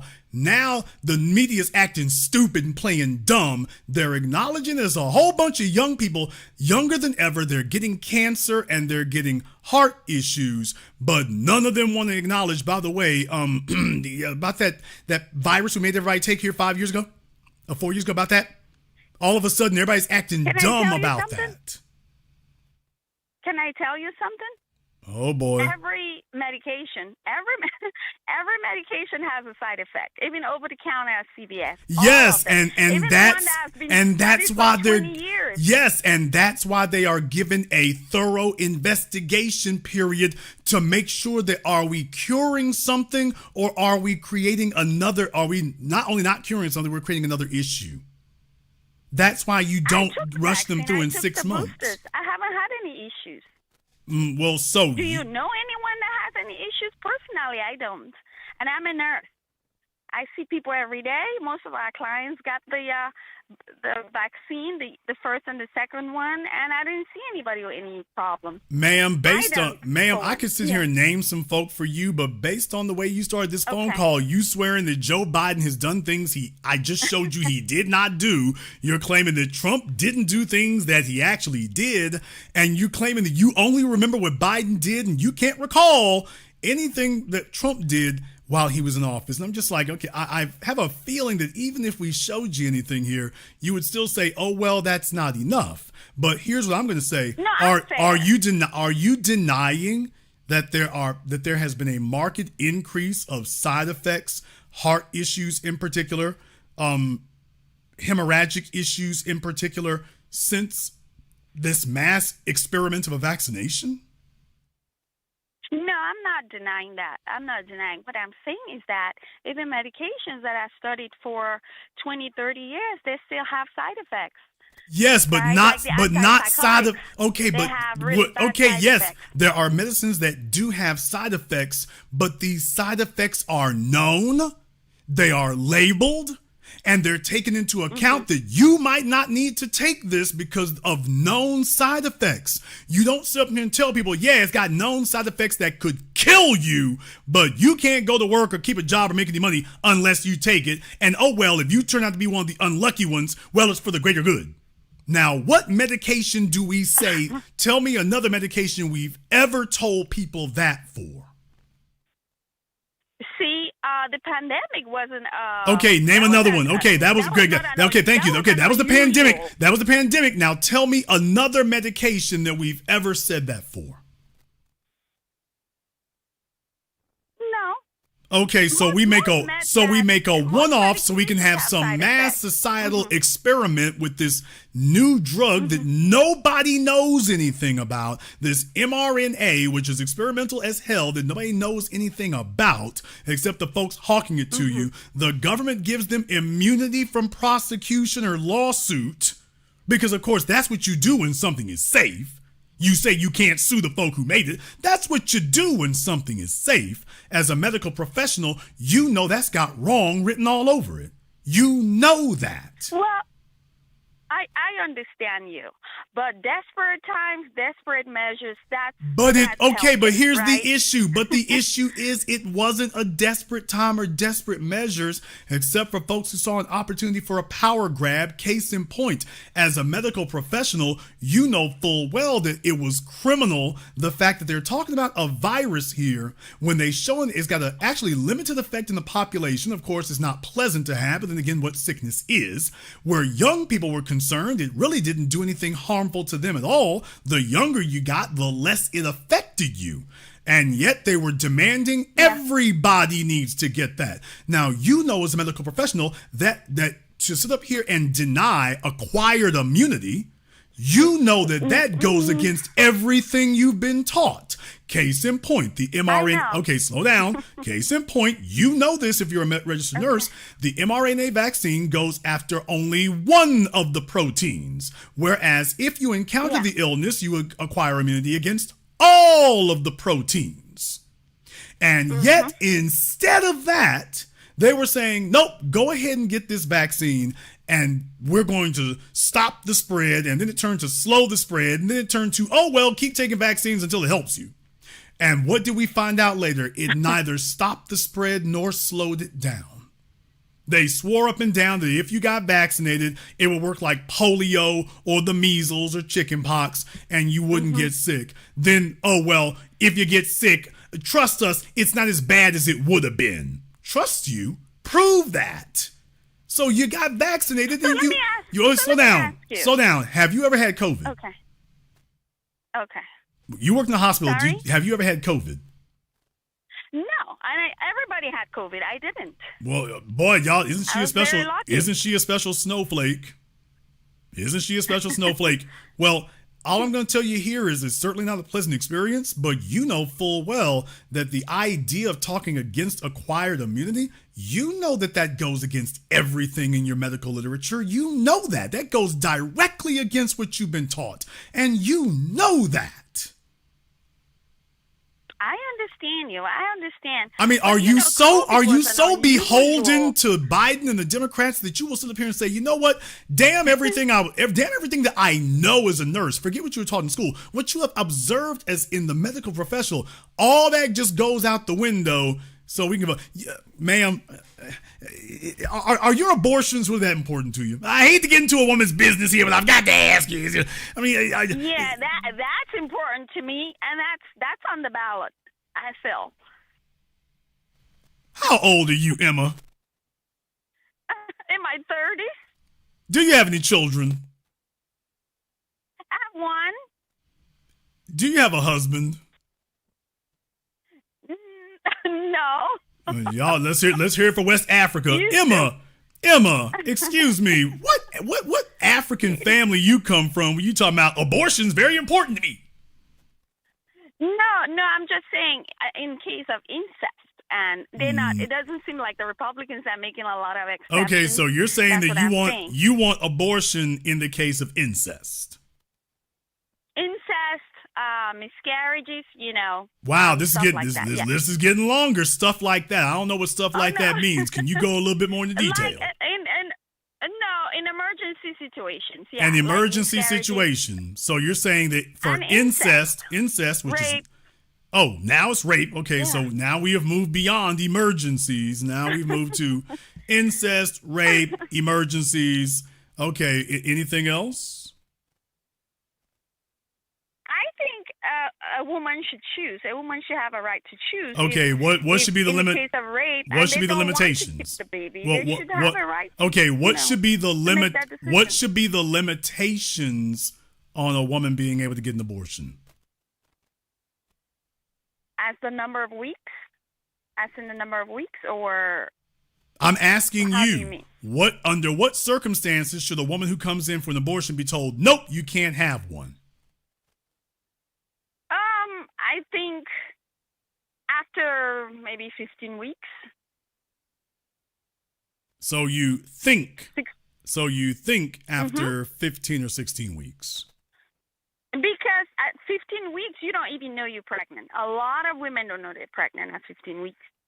Okay, but what I'm saying there is that, what you're saying is after... At 6 weeks, sorry. 15 weeks. 15 weeks. After 15 weeks, I don't think, it's already formed. Okay, so you're saying after 4 months. Yeah. So in other 6 words, weeks, you don't even know you're pregnant. in the 6 middle weeks, you in the don't know. middle Sorry, of I your take that in the back. middle of your second trimester. Well, I would say 15 weeks. Okay, middle of your 12 second weeks. middle of your second trimester. So are you still going to say what if she finds out what if she doesn't say anything? What if she's a victim of incest or rape and she doesn't say anything until her third trimester? Well, you should know before the third trimester. Okay, but that's not what I said. That's not what I said. What if she just sits there? I'm struggling with that one. She's What having about a that? dilemma. She's having a conundrum. She don't know what to do. Uncle Charlie been feeling on her, but she doesn't really want to go through this. So if what you're saying is that she shouldn't be allowed to after she's halfway through the 9 months, middle of second trimester, you're saying she shouldn't be allowed to. And I'm like, I don't believe you. I don't believe you. No, I don't think she should be allowed at that point. Yeah, it's too late. No. So you're saying that even too if late. she's a victim of rape or incest, once she gets past 4 months, you would be in favor of telling her, nope, you can't have an abortion. You're going to have Uncle Charlie's baby. Well, I think I'm struggling with that one, to be honest. That she should make that decision, I guess. But I think that's too late. Again, that's too late. I After didn't 2 ask. months, I 3 didn't months, ask should if already you. know. I didn't ask if you think that's too late. You've said the same thing a few times here. I struggle with that one. Very interesting. It went from emergencies to 4 months to I struggle with it. Yeah. I mean, I'm struggling with that one, right? Because it's her body, I don't know. I'm struggling with it. I think that's too late. That's what I'll say. After 3 months or so, I think that's getting too late. Okay. In my opinion. She thinks it's getting too late, but you wouldn't ban it. I don't think is anyone doing abortions at 8 months, 9 months? I don't think so. That's full term already. Okay, well we call it late. We call it late term. Well, no, man, we call it late term abortions. But yes, there are people that have thank babies you. at Okay, 7.5 thank you. months, 8 months. You got folks out there who do that. They swear up and down, it's rare. They always say that lie, but no. The bottom line is, do you think that a woman should be required? Do you think the woman should be denied an abortion if she says that her mental health would be impacted if she had to have the child? Because, the dad doesn't want me, and, me and him are not getting along, and I don't want to be a mom. I did when I thought he wanted to be with me, but if I have to do it by myself, I don't want to be a mom anymore. It was a wild night in Buckhead, but I don't want to be a mom anymore. It was a wild night in Miami, but I don't want to be a mom anymore. So are you going to tell her, you're going to have to be a mom because we're not going to give you abortion? After 15 weeks, yes. I would not go for that. Yeah, after 15 weeks, yeah. She should have the baby. If it's not incest, if it's not, even I struggle with the incest at that, late term. I struggle with that. But now I want you all to remember something. Hey, caller. Now you say, because I want you all to understand something here. The 720 degrees of analysis you receive absolutely nowhere else. She says that, oh no, I wouldn't do that. Except the cases I gave you before. I'm about to prove to you all that that's not a true statement. So what you're telling us then is that if a woman shows up and tells you that she is a victim of rape. Okay. She doesn't. Is she going to be required to provide evidence? Yeah. How can she do that 6 months later? Yeah, that's. So what you're gonna? See, Are you that's going to why tell? this Are you going to abortion tell? thing No, is no, no, no, no, really- no. Are you going? My question is. So let's just say a chick comes in your office and tells you, "Yeah, I need an abortion. Yeah, my boyfriend left me. I mean, raped me. So I need to have an abortion." I think that's why we are having like after 15 weeks. I think we're having up to 15 weeks, right? Yeah, but that wasn't what I asked you. So Yeah. if a chick comes into your I know office that. I struggle with at that. the if I a can chick be comes honest. into your office at the end of her second trimester and tells you, "My boyfriend left me. I mean, raped me, and I need to get rid of this baby." What do I you would do? struggle with that. You would struggle with it? Well, there are other options. She Well, can have folks- the baby. She can. Okay, It but can be adopted. but There that are other wasn't what options. you were asked. Well, I wouldn't do that. I mean, okay, I wouldn't do that. You It's wouldn't do too what? late. The abortion, I wouldn't advise that. It's Didn't too say late. you would advise it. Would you? Are you in favor of denying her and telling her, "Yeah, if you were raped or not, you still have to that give late- birth"? Yes, it's too late. 6 months, I think it's too late. Okay. Okay, I gave you a definite answer. I think she needs more. It took forever. I think she needs more people. You're real shaky on that. I think it needs more I people. am in favor. So I am fair, but I am in favor that, if it's 2 months, it should be a woman's right to choose. If it's in the case of incest, in the case of, if it's earlier than 15 weeks, I am in favor for the woman's right to choose, aren't you? What are you in favor of? Abortion ban completely, or what is your position on that? I'm curious. I'm a person who skews away from any sorts of absolutes in this world because you can't know everything. So, do I advocate for abortion? Hell no. Would I eliminate its existence? Maybe not necessarily, because there might be some circumstance whereby which, a tubal pregnancy or something, there might be some circumstance where something occurs that it shouldn't. Here's the problem. That's not what abortion is being used for. That's the issue. Okay, abortion is being used as abortion is being used. used as birth control. And that's the difference. It's not being used as a medical procedure in that something went wrong. It's being used as birth control because she procrastinated. She was very reckless and procrastinated. As females, you all have over 36 forms of birth control. There's no reason for there to be a pregnancy that you didn't intend. No woman gets pregnant by accident. She got pregnant because, I want this guy. And it's only if she can't lock him down, then all of a sudden, okay, throw this baby in a damn wood chipper. I need to get back to the club this weekend. Then it becomes that. So so when you ask me about that, I'm certainly against abortion as a form of birth control, which would eliminate over 99% of them. Okay, I agree with you. I'm with you on that. Just the earlier stage of it, like I'm saying, tubal pregnancy, miscarriage, for a medical procedure. Yeah. Well, if it was actually being used as a medical procedure, you would have one abortion clinic for every 4 states, if that's the way it was actually being used. But that's not what's happening. Okay. The heifer didn't want to go get Plan B, and of course she didn't want to get pills because I'm trying to see if I can make Pookie marry me. The last 4 chicks wouldn't do it. He couldn't really marry them, so let me see if I can lock him down. Let me find out here. Have you ever been married? Me? Yes. Before, yes. Who filed for divorce? Tell the truth. Tell the truth. Who filed for divorce? Are we on air, or this is? Tell the truth, Emma. It's just you and me, Emma. Tell the truth. Who filed for it? Oh, okay. Me. Emma. But aren't there all You know the family. You know the family don't approve, Emma. You know the family don't approve of this. I know. And you did it anyway. Why? No, well, It's a long story. I can't. No, say it's I not. don't It's a know. very short. No, it's not. It's a very short story. How long were you married? I was married for, I don't know, 4 years or 5. Now, how the hell do you file for divorce after just 4 years? I know.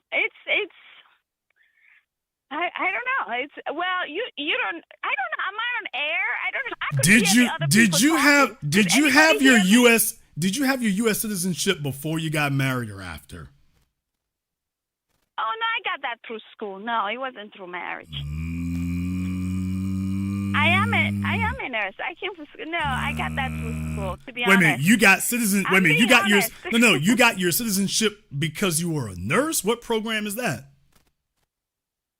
Oh, yeah. They if you're a nurse or a doctor, yeah, you could get citizenship. That wasn't what I asked you. I asked what program is that says, hey, be a nurse or a doctor, and that gets you U.S. citizenship.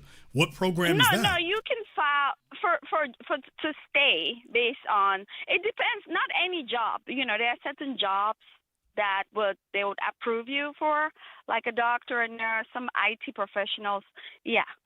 But you get an immigration lawyer to help you with that, with the paperwork. So that's how I did it.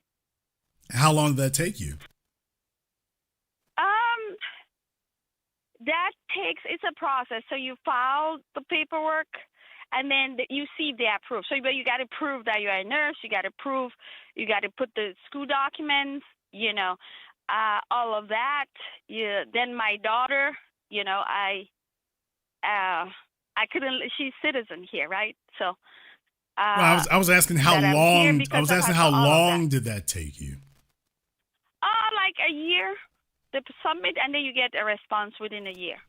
Did you have your nursing credentials? 6 months. 6 months. Oh, 6 months, not even a year, 6 months. Did you have your nursing credentials before you got here, or did you come here and go to nursing school and then start that process? Here. I went to nursing school here. So you're saying that you were not even a nursing student before you got here. You came here, entered I came nursing. for school. Nursing student. No, nursing student. I came as a nursing student. Okay, you came here to be a nursing student. Yeah, I was in the university back home, you know, when I was coming. So, I came through the university. How did okay, it's not making quite sense to me here. How did you get over here then? You weren't born here. So how did you get, like, were you over here on a visa or something? You overstayed? No, I came through school. You know, from where I was, you could apply through the university. I was in school back home, and then I came here, continued school. So I went to the nursing program. You have a coach. When they'll approve you. When they approve you, then they'll send you all the documents. You go to the embassy, you get a visa, right? It's another process, but I can't tell you over the phone all of it. So you go, you get a visa, and then you come, you have a coach. You have a school coach. How much did that cost if you want to do you? sciences. How much did that cost you? The flight? This is all new. The whole process. Yeah, this is all news to me. So how much did that cost you? As a student, you would have been young. So I mean, how much did that cost? Yeah, I was. The immigration process or the school? Both. The school is a nursing school, so you know it's over $40,000. And Joe Biden, I had some student loan forgiveness. Well, so I worked for him for that. There it is. Okay, Bob. Well, I'm asking is how much did you pay up front though? That's what I'm trying to figure out. How much did you pay up front before you got here? Before you ended up on U.S. soil? I paid for the. I would say a few $1,000s. Okay, so basically they gave you a loan to allow you to come over here and pursue your nursing studies. Yeah. Okay. When you get here, you're gonna apply. You have a coach at the school. They'll help you with loan applications and everything, and then they'll help you with which, you know, where you're good at. Are you good at sciences? Do you want to do nursing? I do have passion for, you know, people and wanting to be a nurse, so that's where I gravitated towards. Was that before or after you got married? When I got married, I was already in school. Okay, but were you already in the U.S.? Yeah, I was already in the U.S. and I was already pursuing a nursing degree. No, Yeah. I'm saying, were you married before you came over here, or did you get married after you came over? After I came over here, yeah. Okay. Did you become a mother before you came over or after you came over? After. Okay. And then 4 years after that, she says, marriage ain't the life for me. No, that's not all to it. That's not all to it. You don't live in Maryland. I would have met you and told you the whole story. But that's not all to it, right? When a marriage goes down, that's not one. That's not all to it. There's more to it. So, yeah. Shady. Yeah. Shady. She I know. sounds short and cute, but shady. That's what it is right there. It's just, she love him and leave nice him. person. I'm not. Yeah, I try to be. I am not. I am nice. I consider I'm not perfect, but I think I consider myself a good person. What's your sign? Libra. Shady as hell. December. Shady as hell. She from Maryland. She knows her sign. Shady as hell, dude. She's a man eater. She is a man eater. She from Maryland. She knows her sign. That's it. Anybody she gets a hold of is a victim. You're done. Well, Emma, you have been a wealth of information here. I hope that you've learned a few things in this regard. At least she's been honest about it. At least she's been honest about what she thinks there. So Biden bailed her out. So she's like, hey, I'm riding with Biden because who else gonna pay these student loans? Since I divorced my man, I need the government to step in one more time to pay off these student loans because I divorced my husband. So if I can get y'all to do that, I'm good. That's not like that. It's just that I feel like Trump is too chaotic. It's too chaotic. And the last 4 years haven't been? And the last 4 years haven't been. The southern border is Mad Max. Mandatory vaccines, inflation out of control, the highest home prices in American history. And that's okay for you. Controls the prices. Who? Not Biden. Okay, so if Trump were president, you would say the same thing? Yeah, I'll be fair. So if Trump was president, you would say the housing prices. If Trump were president, you would say the housing prices are not his fault, gas prices are not his fault, and food prices are not his fault either. Trump wouldn't say it is his fault. He only take credit when it's good. When things are bad, it's not his fault. You know, you haven't heard Trump speak. That's every politician. If it's good, he takes credit. Okay, and Biden is the same. Biden is the same way. There were people falling off the wheels of that C-17 when they were leaving Afghanistan, and he said, "Oh, they should have been inside." Well, I guess I'm biased. I guess Thank Biden is my guy. There you go. I pick the. You know, he's too chaotic for me. He's too. I feel like everybody's picking on Biden right now because of the debate. It's like he can't fault that. I feel like they're holding him to this. You know, it's like Jesus. Like he can't do no wrong. Do you have any? Do you have any other relatives who want to come over? What? Yeah, I mean, to do what? Like for school or for what? Marriage? You want to marry one of my sisters or what? I don't know. It depends on what they look. It depends on what they look like. It depends on that. There's a lot of factors have to be taken into account. I'm handing out side chick applications. Okay. I'll be handing out side chick applications at the end of the year. So around winter time, tell them email me and I'll see if I can fit them in with all the other paperwork. Okay. But what I'm saying though is that you have some other. Where are you located though? Where are you located? I'm in Louisiana. Oh, Louisiana. Okay, cool. I'm trying to find out here. Do you have some other kinfolk who want to come over for school?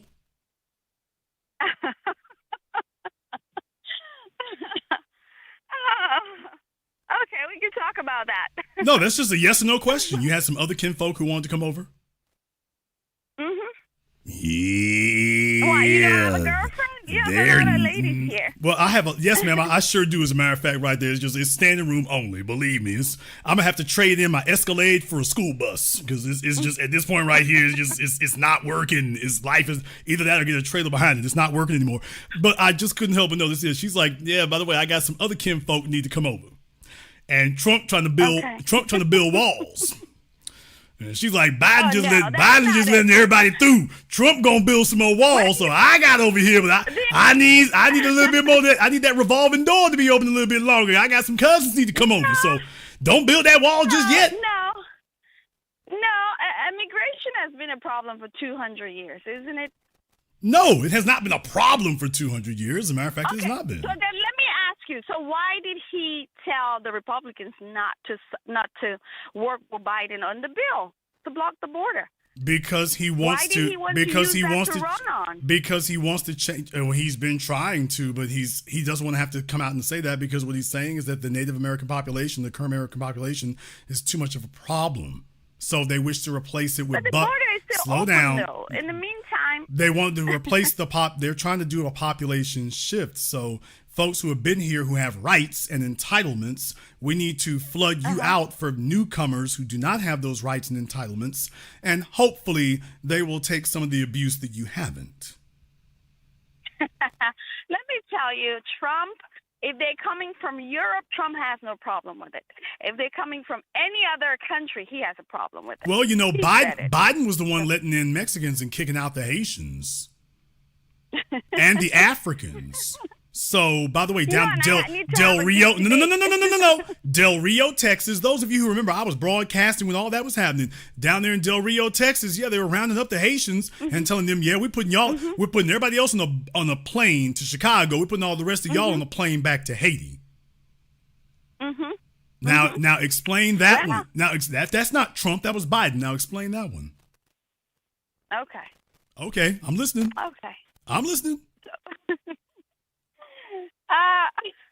You win on that one, okay? I give you that. Oh, tell the damn truth. You like, hey, my family from Egypt and Africa. I ain't worried about no Haitians. He was separating the kids from the parents. He was separating the families. Okay, first of all, no, he did not separate them, ma'am. These folk were sitting up here. This is a barbaric act on their part. They're sitting up here sending their children across the border unaccompanied. Yikes. Okay. Yeah, you want to talk about barbaric? Yeah. How the hell are you so desperate to go somewhere that you dropping your kids across the border unaccompanied? Oh, well, everything is desperate. Everything is desperate. Do you hear yourself? Everything is, I want you to remember something. Desperate measures. Well, I just want you to remember something. When the United States and the 162nd Airborne comes booming into your native country, blowing things up and taking things over and taking all the natural resources, just remember, desperate times call for desperate measures. I'll let you have the last word. I used to work in the emergency room. I used to work in an emergency room, and always desperate time, desperate measures, and we end up saving lives. That's all I can say. Okay, meanwhile, they tell you here, have this abortion and this divorce, and we'll take all y'all's oil and gold over there and call it even. So, all right. That's what they're doing, right? Clearly. Well, Emma, thank you very much for calling in. We appreciate that. Please do give us a call again. Yeah, buddy. That's why we got to have those kind of phone calls. She is just emphatically, I'm for Biden. Okay, I went to 720 degrees at every level. I'm like, okay, this is not in keeping with your medical training. There must be something else. Well, there is a government program that lets me apply for citizenship while I'm over there. So I want to be an American. Be a nurse. How much did it cost you? Oh, a couple $1,000s. They got advocates and attorneys. They just walk us through the process. Black folks is having to sue and fight all over the damn place for reparations. And they're over there in the Philippines. Oh, I'm sorry. Egypt or wherever she's in. So they got them over there telling them, by the way, we'll help you get to the U.S. We'll give you a loan. We'll give you attorneys. We'll give you advocates. We'll hook you up with a hospital. And in 6 short months, you can be on your way to being an American. Meanwhile, for us, what you mean reparations? Y'all trying to get freebies there. What y'all talking about? We don't know nothing about that, yeah. Now you see she's over here. Vote Biden no matter what. Baby, do you have some more relatives where you came from who want to come over here? Well, as a matter of fact, I do. I'm like, oh, okay, there it is. She said, wait a minute, wait till I get all my folks over here before you build that wall. Don't vote for Trump, he building walls. And Biden gonna let us in. So just vote for Biden, he gonna let us in. Watch, as soon as them Negroes make six figures, build walls, build gated communities, it'll be that. So, but in the meantime, now we done dug to the bottom of it. We done got up under it. Now you see where it makes perfect sense now. What does she say? I don't need no husband no more. I got Biden. They paid off my student loans. I used to need a husband before they forgave my student loans. They forgave my student loans. Oh, divorce this nigga. Bye. Boy, I mean, she settled right in for white daddy government, didn't she? She settled right in for white daddy government. She had a husband. As soon as they said they would forgive her student loans, oh, divorce this nigga. I got my papers to get in the country. Let me get your papers to get you out of this marriage. Bye. All right. Vote blue no matter who, if I ever saw it. Caller Miracle 732, you're on live with the Black Channel. What's your name? Where you calling from? This is Benita from Harka Heights, Texas. Oh, Benita from where in Texas? Harka Heights. All right, Harka Heights, Texas. Where is that at? Next to Clooney. Okay. All right, and what's on your mind? That number one, that was a very interesting call, and I think that's a learning lesson for us as just FBA people, that it looks like the Democratic Party is even having operatives to come in and really call in and trying to convince us to think another way, because it really looks like it's a whole onslaught when it comes down to the real FBA community. So that's number one. When you have a nurse that say you might need an abortion for a miscarriage, that makes absolutely no sense. And I'm a woman that's been pregnant. You pretty much know you're pregnant by 4 months for sure. So, well, let me back it up a little bit, baby. You know you pregnant when you miss that first cycle. There's a reason why y'all buy all them napkins. So you know you pregnant when you miss that first cycle. You already on the phone calling that nigga. You know I'm late. So it's let's just keep it real.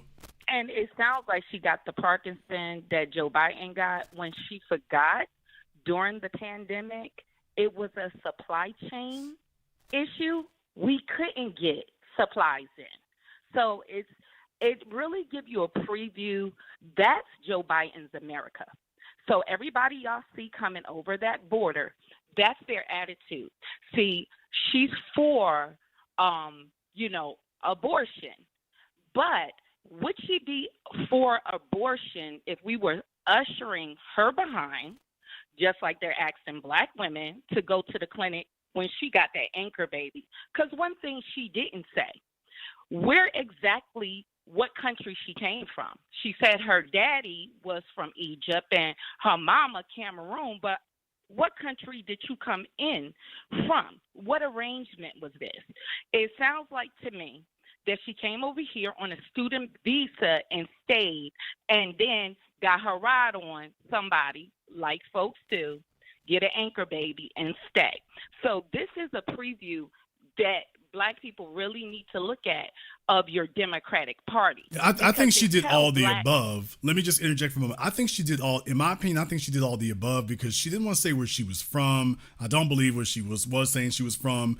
So if I don't believe that, I also don't believe how she got here. I don't think that either. I think that she came over here with an understanding of something.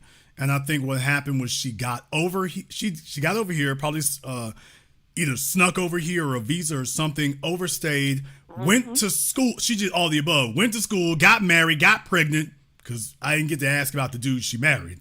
But got over here, got married, got pregnant. So it's like, okay, I'm married, I'm a U.S. citizen now, and away we go. She just covered all. I think she did all the above, in my opinion. But go ahead.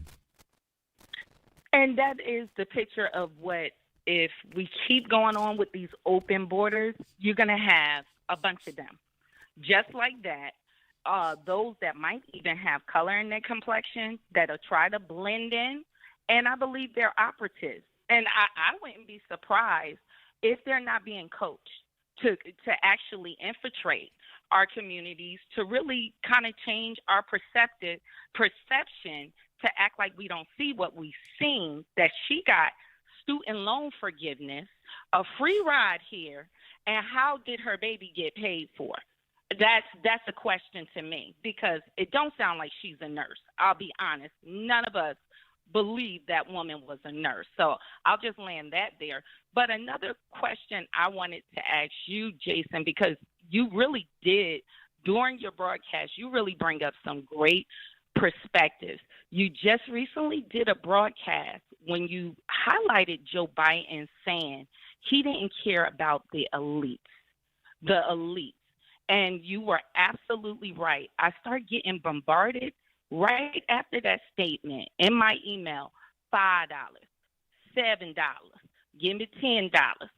So the question with George Clooney and all of these celebrities now coming out, I just want to hear your perspective. Who is behind it? Who is, just the way that CNN is changing their tune? So, Morning Joe changed his tune. What billionaire elites is really, because we got to understand, none of these people, like these politicians, they all are bought and paid for. And the media now, the corporate media is absolutely paid for. So I'll land that plane. Just, I wanted to hear your perspective here's of the what's thing. really going on. First of all, it's something like this. You think the Kennedy assassination was difficult to get information on? We may never know what happened here. All I can tell you is, I've been saying for a while, I knew there was a problem with Jerome Powell. I knew there was a problem when the Fed chairman said at the beginning of the year, when all of us, everybody, financial analysts, remember, I used to be a car dealer, so I watched these things about interest rates. At the end of 2023, it was very clear what was supposed to happen. First quarter of 2024 stuns everybody, and Jerome Powell says, yeah, we're going to leave rates where they are. And then he implies very clearly that, and they will we're not going to take any action on interest rates probably through the end of the year. And I'm like, your candidate can't leave these interest rates where they are through the end of the year. He needs you to start lowering them, because what you're telling him is that prices will remain exactly where they are. Folks are already unhappy with him primarily because of that. So his own federal chairman is saying, we're going to leave interest rates where they are. Inflation's too high. We're just going to leave it where it is. And I'm like, that's a death sentence. Every election is primarily about, it's the economy, stupid. High interest rates, highest interest rates since what, Jimmy Carter? This is a death sentence for your candidate. And he's supposed to have the inside track to Powell to tell him, yeah, you need to ease off on them rates. First quarter of 2024, start backing off them rates. Just like I did with the pandemic, tell everybody that everything's fine. Doesn't matter what the prices are. Tell them everything's fine. And then I can go ahead and coast to re-election. And that's not what his federal chairman has done. Now, we all know who really runs things. The folks with the money, the folks with the banks, the folks with the financial institutions, the big money movers. And if they've made a decision, yeah, oh boy, you bad for business. You bad for business, you got to go. Next thing you know, your Federal Reserve chairman is doing things that are very disadvantageous for your presidency. That's the kind of thing that made me think there's folks behind the scenes like, yeah, he got to go. And we're not going to replace him with Harris. He got to go. Now you add to it other things. I'm not sure if they had a clear understanding that he was to be a one-term president. I think the idea was more to be that he was only supposed to serve once. I think that things have gotten bad. I think that they're concerned that other folks in the party basically, I think there's a scramble for power right now, and that Biden, if he's allowed to stay in place for a second term, he's going to choose who his successors are. Remember, this is what got the Clintons out of politics. Barack Obama got together with Tom Daschle, and with the defection of Al Gore, that was the end of the Clinton political machine. And they couldn't win nothing after that. She got to the Senate, but she couldn't win nothing after that. Yeah, because Obama had built his own political machine. They run things now. Biden is there, but he doesn't really have the backing of Clinton or Obama. So you can't go back to the previous president nor to your old running mate. You can't use any of that. I think the problem is he's trying to put one together now. Now, whether or not his doofus son is going to be involved, which I suspect he's been trying to do in some way because he has nothing else to offer them, or that he's got another slate of hand-picked candidates he wants to have, and he wants to be the one to choose them before he leaves politics altogether. And that there are other folks who are like, yeah, we need a long-term solution. And that's the other explanation that I think would explain this, that the party wants a long-term solution. That Biden was only supposed to be a stopgap. Now it looks like he wants to be more than a stopgap. And the other folks are like, yeah, we need a long-term solution. And you ain't it. And neither is Kamala. So we really need to get that kicking. And we've waited this long because we had to have you serve one term. We are now here to make sure you will not serve a second one. And the 4 years in the wilderness under Trump will allow us to build up whoever we want. It will, if I am correct in that prediction, I said this before, look for your next candidate to be a Gavin Newsom type without the nuisance, without the annoyance. Gavin Newsom is outrageously annoying. He doesn't play outside of California. Look for somebody like, I don't want to say Wes Moore, because I don't think he's the guy either. I think you're going to be looking for someone who is more I think next time they're going to go for personality. I think the Democrats are going to go for personality. So look for, in my opinion, a white Barack Obama. It's going to be white. I believe it might, now that you say that, maybe Hispanic too. Well, I mean, Hispanic's not a race. Maybe Hispanic's not a race, but it'll be a white Hispanic. Look for something like that. Look for somebody, but number one thing is look for somebody with a personality, especially after what they just did. What they're going to say is we lost the election because our candidate wasn't personable. He couldn't remember names, dates, people. He couldn't read the teleprompters. He's stumbling and bumbling. So they're going to slam hard back in the other direction to overcorrect. They're going to want someone who can speak extemporaneously and charismatically without a teleprompter, without a speech. They're going to look for somebody who can take the stump. So you're obviously going to end up with probably a populist candidate or something like that. But that's what they're going to look for.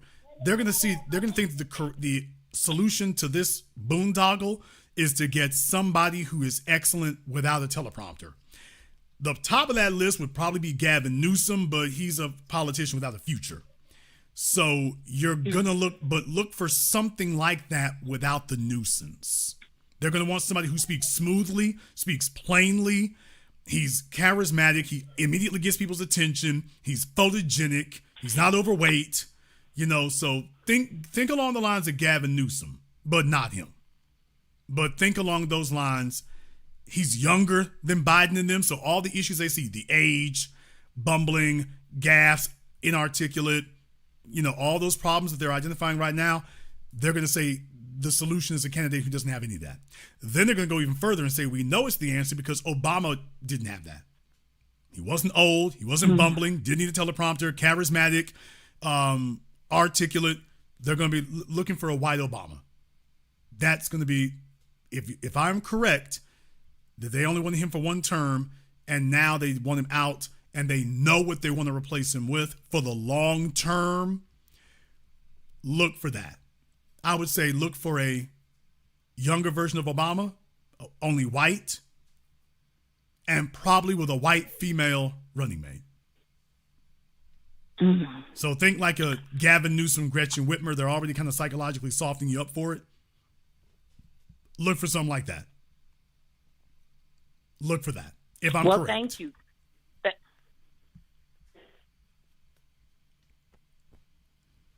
We'll have time to take a look into it. I'll let you have the last word. Well, no, that was a great just overview, and just like you said, just thinking back, even with Joe Biden, he had to take that sit down for Barack to run that year, and he came up with some, my son died, but now you got Parkinson's, you don't want to sit down, or dementia, whatever. So I believe he just is making a play because he really don't have nothing to lose, everything to gain.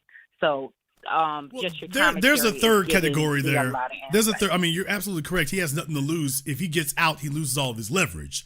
There is a third train of thought among people that Biden is really holding out because basically this is a stick up. He's sticking up the Democratic Party and all the donors and everybody. So they're going to have to cake him off and him and his family be set because he knows his son is too much of a screw up to make it on his own. So y'all going to have to give us a big ass bag to get me out of here. So there's a third train of thought among people. That's what this is also about, is that he's trying to get them to do so desperate that they'll do anything, including get him a big ass bag so that his family is set in his absence.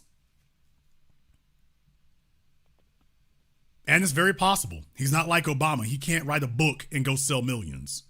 He can't he can't do any speeches. What presidents used to be able to do, they used to hit the speech circuit and the book circuit. Biden can't do either of those. So if he gonna cash out, he's gonna have to get it another way. Thank you very much for giving us a call tonight. If he's gonna cash out, he got to get it a different way. He can't do it through speeches and books.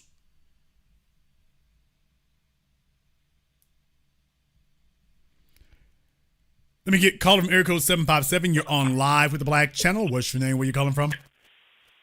Hey, Jason, what's going on? Is Vision calling from Newport News, Virginia. All right, Vision from Newport News. What's on your mind?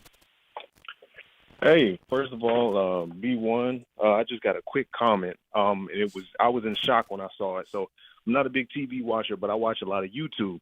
Watching YouTube, I see this Popeyes commercial come on, and none other than Danny Yang, the host of the show that you put on, the broadcast you put on about 2 weeks ago, where he spoke directly with Kamala Harris. And I go look up the date on the first commercial, and it was 2 weeks ago when you put out that broadcast. I was in shock, and I'm just curious how you feel about it. How I feel about him talking to Kamala Harris? Well, the fact that the day, I doubt it's just coincidence, but the day you put out that broadcast, they released the Popeyes commercial with him in it. Oh, well, I mean, definitely those things not coincidental, I don't think. I mean, if you've been tapped in with people and you know folks, she's obviously handing out favors. So, yeah, I mean, it certainly could be.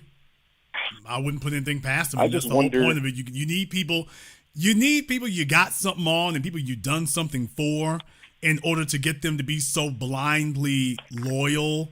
You know, you have to be able to have that. So those are the perks that the rest of us don't get. These other folks get specific benefits. They tell you and me, wait on some indirect benefits. Well, you know, you've taught me to think about things a bit differently. You know, so with the mindset of kind of power dynamics and power plays, my mindset was I was torn. I didn't know if it was a way for, since she spoke directly to Asians and spoke to a comedian in both cases, where she's trying to speak directly to us in theory when she spoke to Harvey, then she was trying to speak to the Asians when she spoke to Yang. Was the Popeyes commercial, which ostensibly is supposed to speak to the black population, was his participation in it was it a shot at, you know, the black community, or was it a way to ingratiate Asians with the black community? I don't think it was either. I think it's expanding their market. It's a very easy thing to do. Okay. It's not offensive to Asians in any way. So it's an easy way to pay these folks off. It's an easy way to pay him off and compensate him, you know, without it really raising a bunch of eyebrows.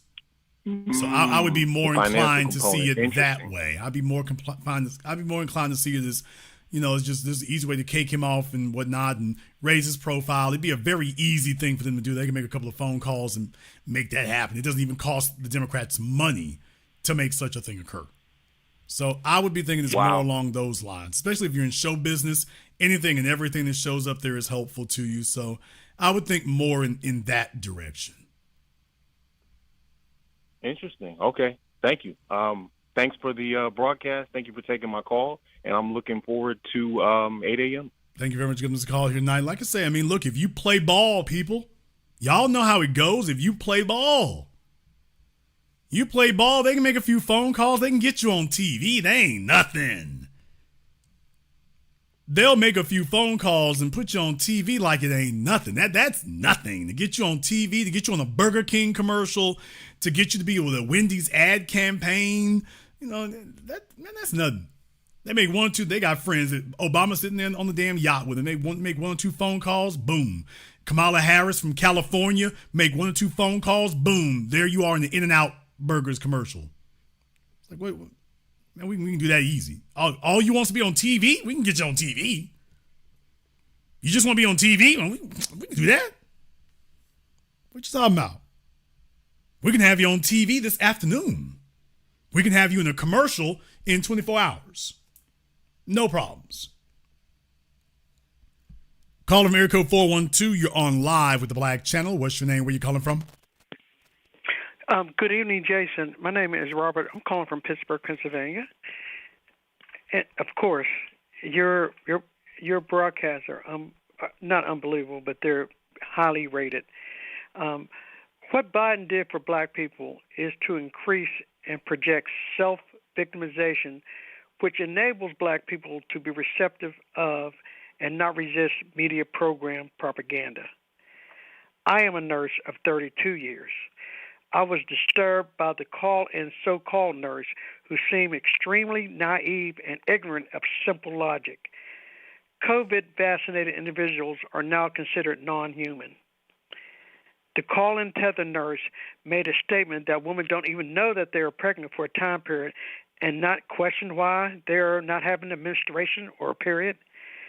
People who took the jab are analogous with drinking the Kool-Aid. These colonizers, representing both political parties, don't demonstrate a duty to care to foundational black Americans or Aboriginal Americans.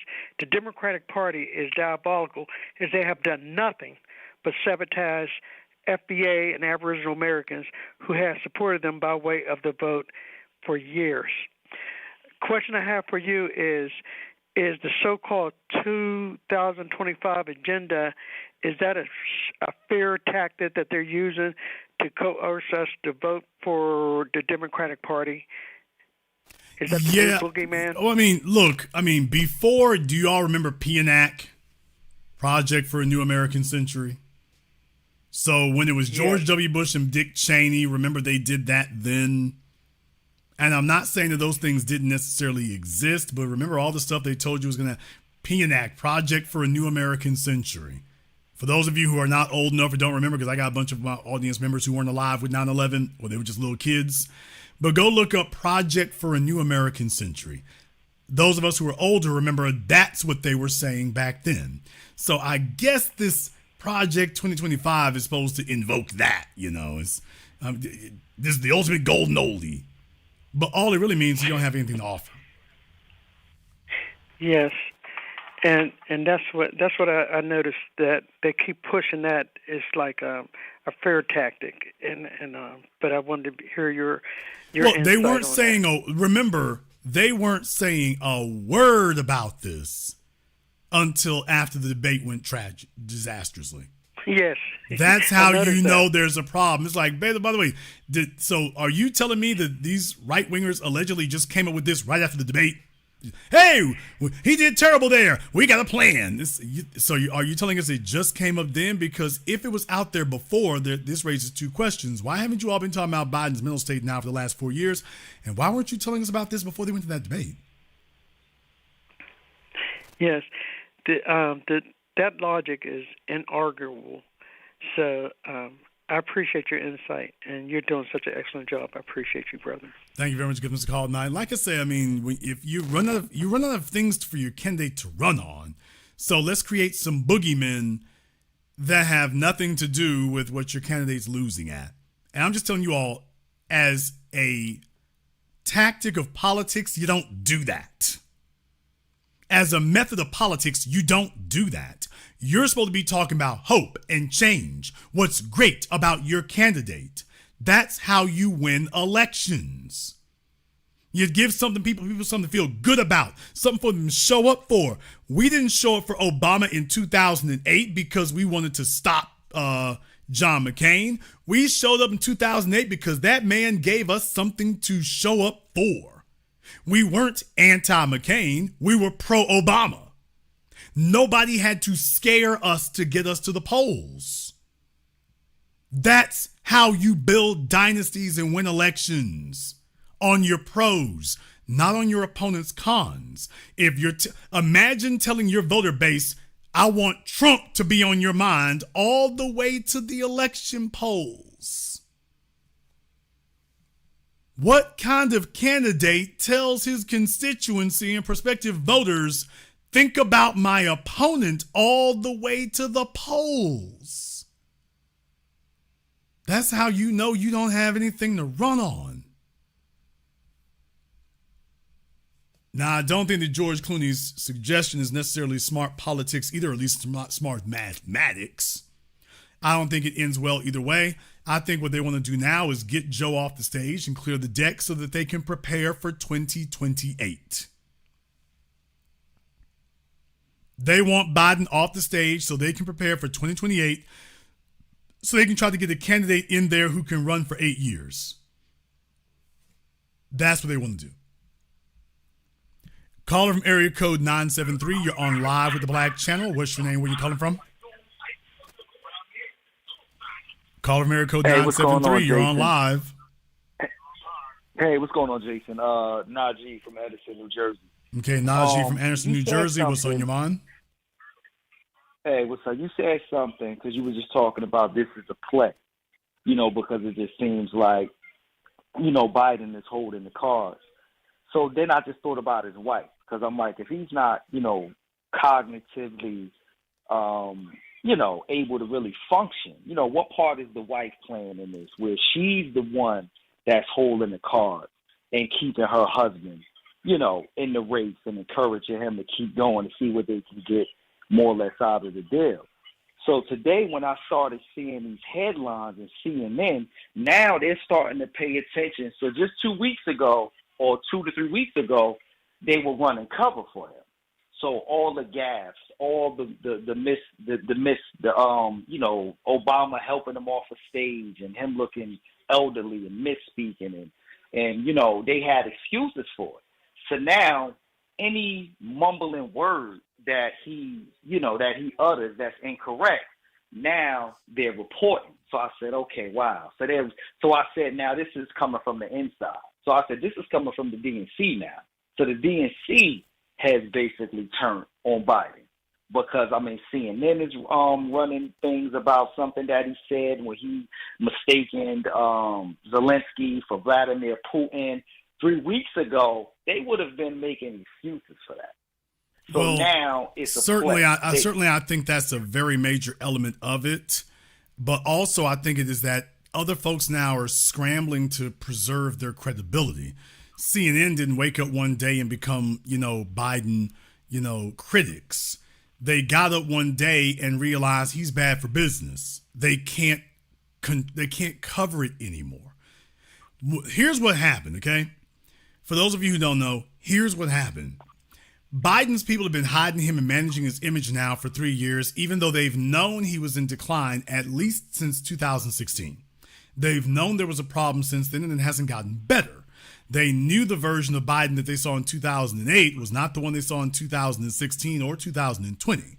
They already knew this, but he was their horse. He was the only one who could run.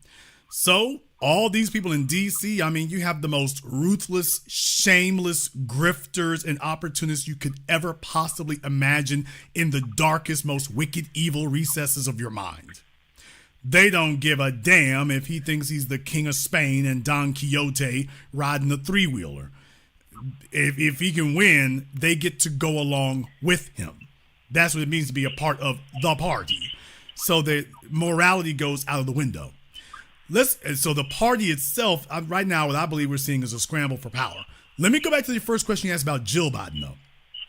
Because people ask about Jill Biden. Right. Please remember, Jill Biden is not his first wife.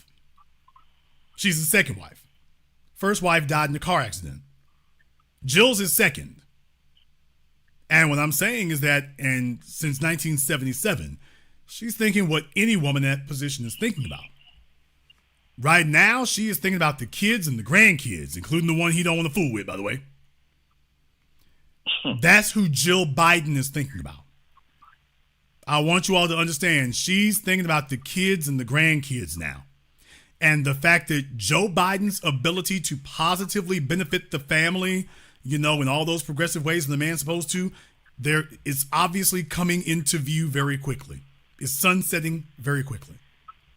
So she's got nothing to lose and everything to gain to put the foot to the floor and try to extract whatever benefits there can be from him before he loses all ability to do it.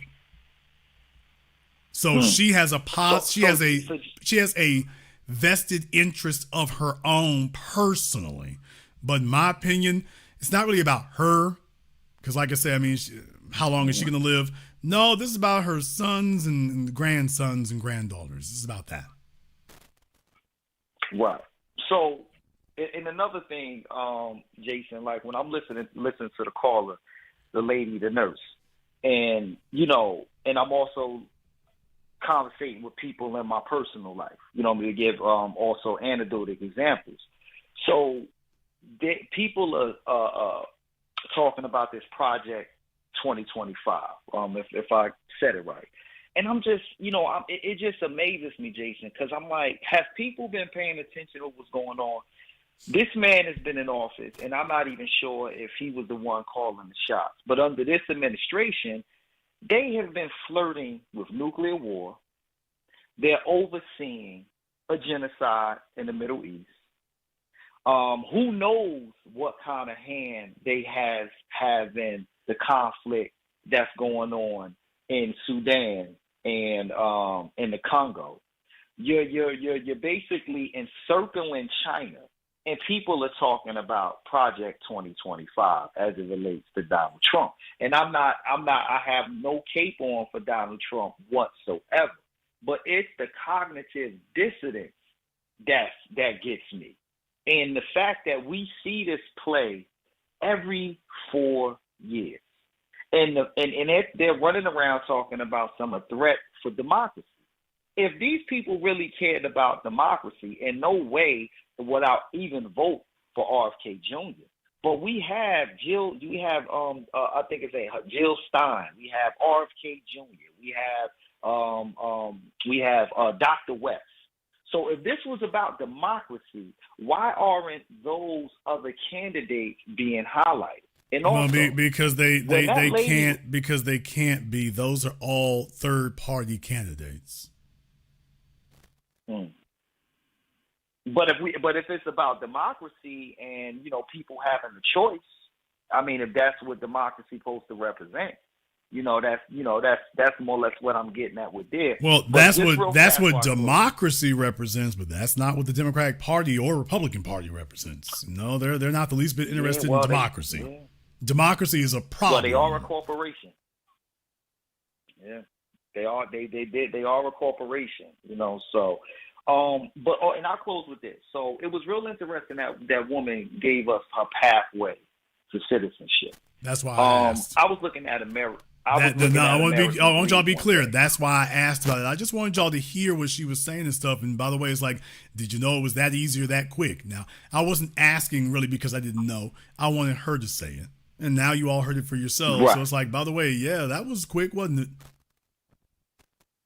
And you was talking about that a few weeks ago. I remember when you were just talking about how politicians made it easier for straight flights from India into San Francisco. How something small like that can create vast opportunities for mass immigration in the tech field.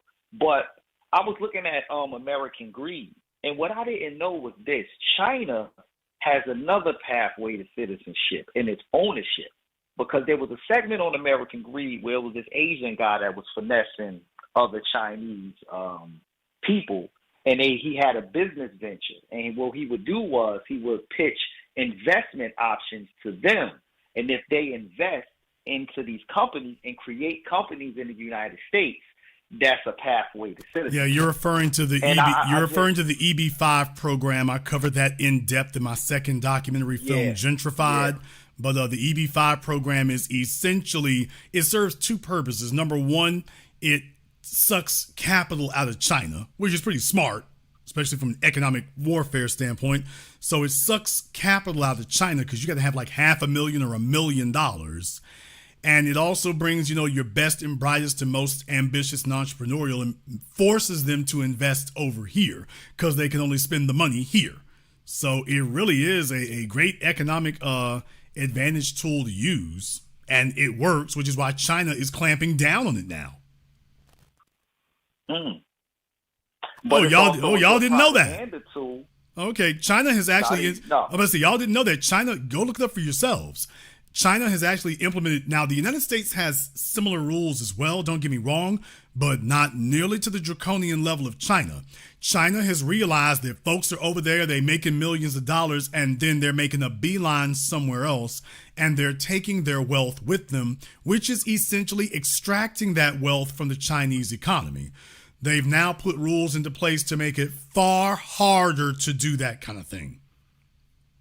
So they're not going to take this lying down. What you're trying to say is they can't invest.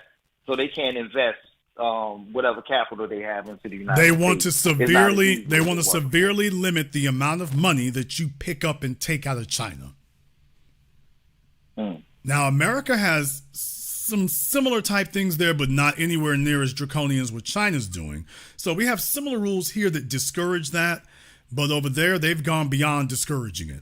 They're well beyond that now. Now it's like, okay, we've seen what the hell y'all doing. Knock it off. We're just going to make it harder for you to move money outside the country.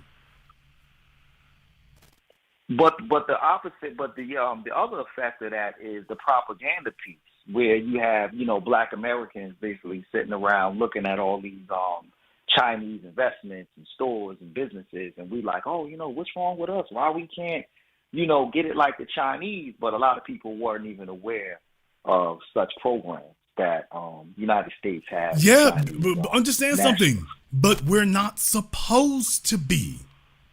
Please understand.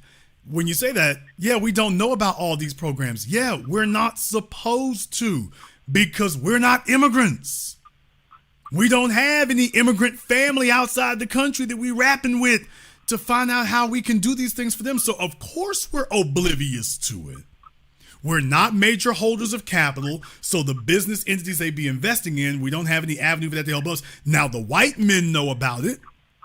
The white men, there's a whole bunch of skyscrapers and developments being built in New York and California with EB5 money. It's a bunch of white dudes. Don't believe me? Look it up. You all can go on YouTube and type in EB5. And you'll see documentary after documentary with white men. That's been their thing, including Silverstein up there with the former World Trade Towers. All these dudes up there, these big-time developers in New York, they'll get them together, get like 50 or 100 of them together, putting in $1 million or $5 or $10 million. They've been bundling Chinese investors like this now for over a decade.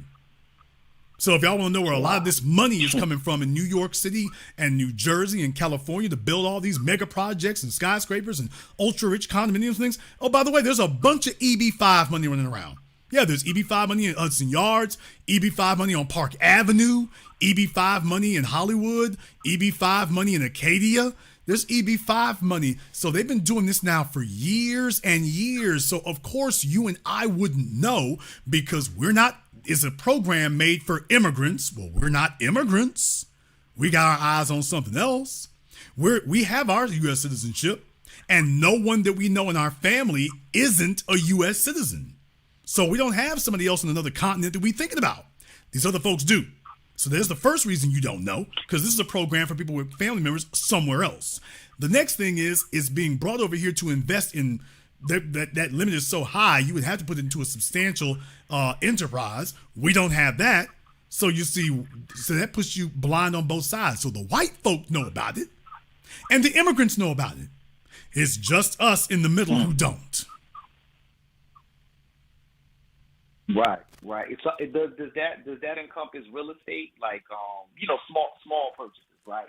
Homes. Because right now, I sold my condo in New Brunswick, New Jersey, and right now I'm in Edison. Edison, New Jersey is an enclave for Indian and Chinese Americans. So right now I'm looking for another home, but that's another story. But I'm renting a condo and my landlord is in China. So does that apply to small purchases of real estate, or it has to be real big investment? I mean, you're thinking of it as a small purchase in real estate, but the question would be, if your landlord's in China, how many properties does he own? Is it part of a real estate investment trust or some other LLC or enterprise? So you might be living in one structure, yeah, but if he owns 100 of them,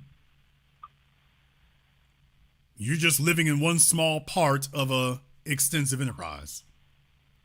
So if that's the case, yeah, that could qualify too. It sure could. Wow. All right, Jason. Thanks a lot. Thank you very much for giving us a call tonight. The insight and analysis you receive absolutely nowhere else when it comes to the economics of these things. If you want to know about the politics of it, when it comes to these numbers and staying on top of the entrepreneurial part of it, where the financing is concerned and all kinds of things. I didn't do Gentrified for nothing. I didn't do it for nothing. I knew it was really wonky in a lot of ways and really academic, and a lot of folk, let me tell y'all right now, if you don't have that one, you missed a lot there, because that explains a lot. And that phone call right there tells you why it is. Of course, we don't see either side of it.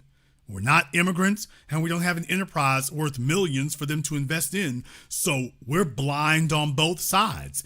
But everybody outside of us knows.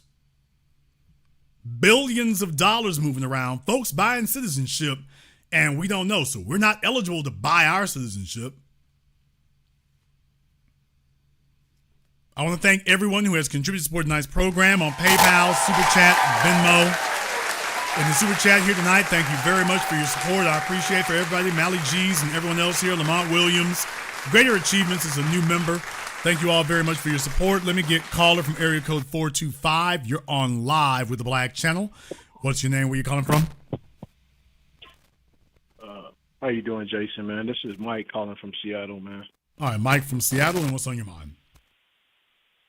I'm just thinking about everything. I called you before. I told you I work for the USDA, and I travel throughout, Pacific Northwest, like Idaho, Montana, and California area, and it's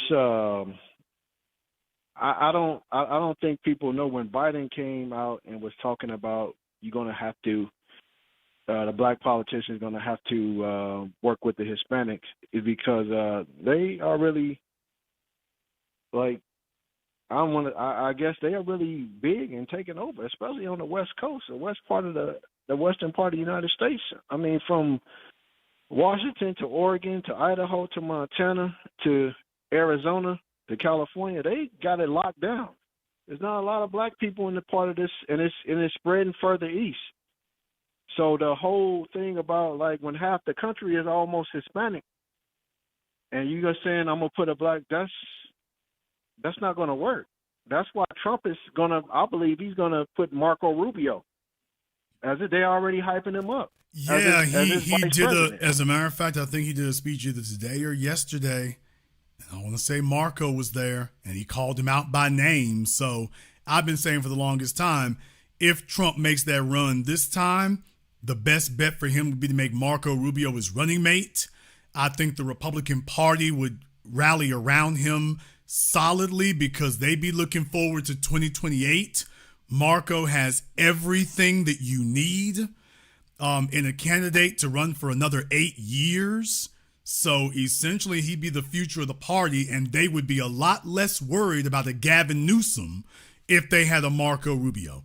They'd be a lot less worried. So and Trump has shown that he's listening to people, because Biden sits up here and implodes at the debate, and Trump has just been quiet. He has not gone out of his way to be seen. He hasn't gone out of his way to get attention. He's just been letting Biden boil. So somebody in his camp, he has actually for once listened to them.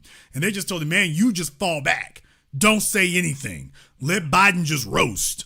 And he's actually done it. So if he actually listens to something else, I don't imagine who the hell they would send his way other than Marco Rubio. I can't imagine who else that you would even think of. I think anything else would be dumb. He would have that Florida is locked down. He'd have the Hispanic vote. Rubio can talk to them and they trust him. That would be it. Just at that point right now, if he names Rubio, Biden can go ahead and get his walking cane and head on to the nursing home. He can go ahead and do that now. Yeah, Just save us the problem with the election. Save us having to pay people to come up and count the votes. If he names Rubio, if Trump makes Rubio his running mate, go ahead and get Biden his hover round and the little old, Star Trek glass shades that the old folk wear, to cover your whole face. Go ahead and do that, and let's call it a wrap. Yeah, I totally agree. I think the Republicans are looking more towards 2028 and 2032. I don't know why the Democrats and everybody's so fixated on Trump. Trump only got 4 years. He doesn't. After that, he's gone forever. He doesn't have another reelection. He's not. They're not. I mean, everybody's Trump's going to existential crisis. He only has 4 years, and after that, he's going off the stage forever. So it's about 2028 and 2032, and I believe. They're trying to get Joe Biden out of there because the Democrats see that, and they can't afford to have a Trump put a Rubio on there, and the Democrats already tried the white Obama, Beto O'Rourke. Remember him? He was supposed to be the next Obama. Yeah, every time we turn around, they keep throwing somebody out there who hit on the internet and some small little irrelevant wacky corner of Twitter likes them, and then they try to float them around as if they've got something, and every single one of them is crashed and burned. So you have a Democrat Party that's run by social media, and you have a Republican Party that's run by narcissists and oligarchs. Now, sometimes I can't even tell which one is worse, but right now it's hurting the Democrats more than anything. So really the real thing here is if you would be expecting Trump to make a mistake. Right now, the only way Trump wins this is if he makes a major mistake of his own. If he doesn't do that, and if he just runs from this point on as basically a light version, because in 2020, the problem was he just went so far the damn right, he was unacceptable. If he just stays in the lane he's in right now and doesn't try to go to the right of Ron DeSantis, if he just puts it on cruise control, name Marco Rubio, at that point, he just walks to the White House. At that point, because Joe Biden isn't able to help himself anymore. There's the problem with Biden. Yeah. You're not fighting Biden anymore. Even his own party, George Clooney meant what he said. It's become a situation now where we're hoping he doesn't show up on TV. That's their candidate. Yeah. I hope he doesn't show up when we turn the TV down. We hope he doesn't say anything too stupid. We hope he doesn't fumble. That's what it's become. Now they're not looking for Biden to save himself anymore. They're all sitting around hoping that what they hear today won't be too terrible. That's a horrible position to be in with a candidate. So this election right now is Trump's to lose. If he grabs Rubio, at this point, it is his election unless he does something insanely stupid. The Democrats, I think, are all, except for a few idiots. The only problem that George Clooney is saying is that thinking you can salvage 2024. Yeah, you can salvage it if you can get Trump to do something dumb. You can salvage it. Other than that, give it up. It's over. 2028. Yeah, but Jason, I believe that's what they're going to start looking for here shortly. Is they're going to start looking forward to 2028. Is where a bunch of them are already looking at it, but I think most of them are going to start looking there very soon. I want to also ask you for your opinion, and this is from me, my family, whether it's my grandmother, my mother, or my aunt. Why are black women so attached to the Democratic Party? You can't tell them nothing. I mean, I know all the black men I know, they're either they don't care, they're not going to vote for Biden or Trump, they don't really care, they're indifferent. But the black women, it's no, you got to vote Democrat, you got to vote Biden. It's what is it about it, the hold that it has on, well, I won't say, like I say, it's a disproportionate number of black women, but you got plenty of black men too, although certainly there's more black women who go for it than black men. Black men are breaking in another direction. We didn't get here overnight. So up until the last 10 years, there has been solid support of the Democrats. The women are what you call a lagging indicator, but now you're starting to see them tear away too. So the women are just a lagging indicator. Don't be deceived. They're a lagging indicator. There's a lot of sister girls out there and that assorted nonsense, but that's going to start wearing away also. The reason, though, that you see so much support is because, on the one hand, the right-wingers and Republicans will be so nakedly racist sometimes, and the females are particularly sensitive to that. As men, we deal with that type of thing a little bit differently. So we're objective about Biden and Trump. For the females, they are offended. They're mortally offended. And that's the reason why when you burn it with them, they're done. So they tend to deal with it from an emotional standpoint. As men, like I say, for the females, they hear us say phrases like, we have no permanent friends and no permanent enemies, only permanent interests. But that's not the way that the female psyche operates. It doesn't operate that way. So with that being the case, yeah, they think of it more like, an emotional thing, and these are my buddies or friends or whatever. Or the Democrats pat us on the head and they acknowledge us. They can identify with Obama singing Al Green and Kamala Harris's phony Chuck Taylor's thing, So they have reasons to deceive themselves and delude themselves to an extent. But as time goes on, look for that to start waning too. It's already begun. Look for it to continue and precipitate. As we get cut past nonsense, the cheerleaders who have been running the conversation are losing their influence, and folks are starting to just say what really matters. By the way, we're the tangibles. Look for that to go on here. But as far as the old folks, that's just what they do. Write them off altogether. Don't even worry about it. Have your mind on everybody under the age of 40. Yeah, that's what I just, I'm indifferent. I don't, I'm not going for Trump or Biden, but it's just like, I just hear, like, when I hear your callers, I feel like, and I hear them, they just, you see people, Simone Sanders and people on MSNBC, and it seems like the main cheerleaders on TV is black women. Well, yes, but And that's because they've been conditioned to leverage titles. And white society has an endless number of titles to give you. But you and I understand as men, titles are not power. So what you just did and what you just named, we can give you an anchor position. Well, that's a job and a title. That doesn't have the weight with you and me that it does with a female out here telling herself she's going to wing it on her own. When you have a female who is clicked in with men and she gets the support of men, she ain't running around talking stupid like that. You get a Simone Sanders who's basically got to wing it on her own because she's about as feminine as a 2x4 to the head. Then, yeah, she gotta get it out the mud on her own. She's gotta chase titles, no matter how meager and no matter how minor. She gotta do that because she's always, understand something else, she's always looking for her next gig. If you've been following Simone Sanders, she's jumped from one campaign to another, one job to another one. She's always chasing a gig. She was at the vice president White House. Now she's out of it. Now she's on MSNBC. She's scared to death about Biden losing his job because when Biden goes. She knows it. Just like after Obama. We all know how this goes. We saw this before. After Obama left office, the great purge at MSNBC. So just understand, a lot of them, their perspective on that is different. And so the folks you're naming, they get individual benefits. They get acknowledged. So they put a lot of weight on titles because finally somebody's acknowledging me. You and I as men, we don't give a damn about being acknowledged. We understand that that's not a real thing. Pat me on the back and say my name, that's not a real thing. Handing me a title, that's not a real thing. I want something tangible, not something symbolic. So it's going to take I've been engaging in an education effort, and it keeps on going, to educate people that, hey, them titles are not power. That's a mind job they pull on you. Now, there's some folk that you did name there, like Monique Presley. That's all she got is titles. So you're not ever going to get her off of that.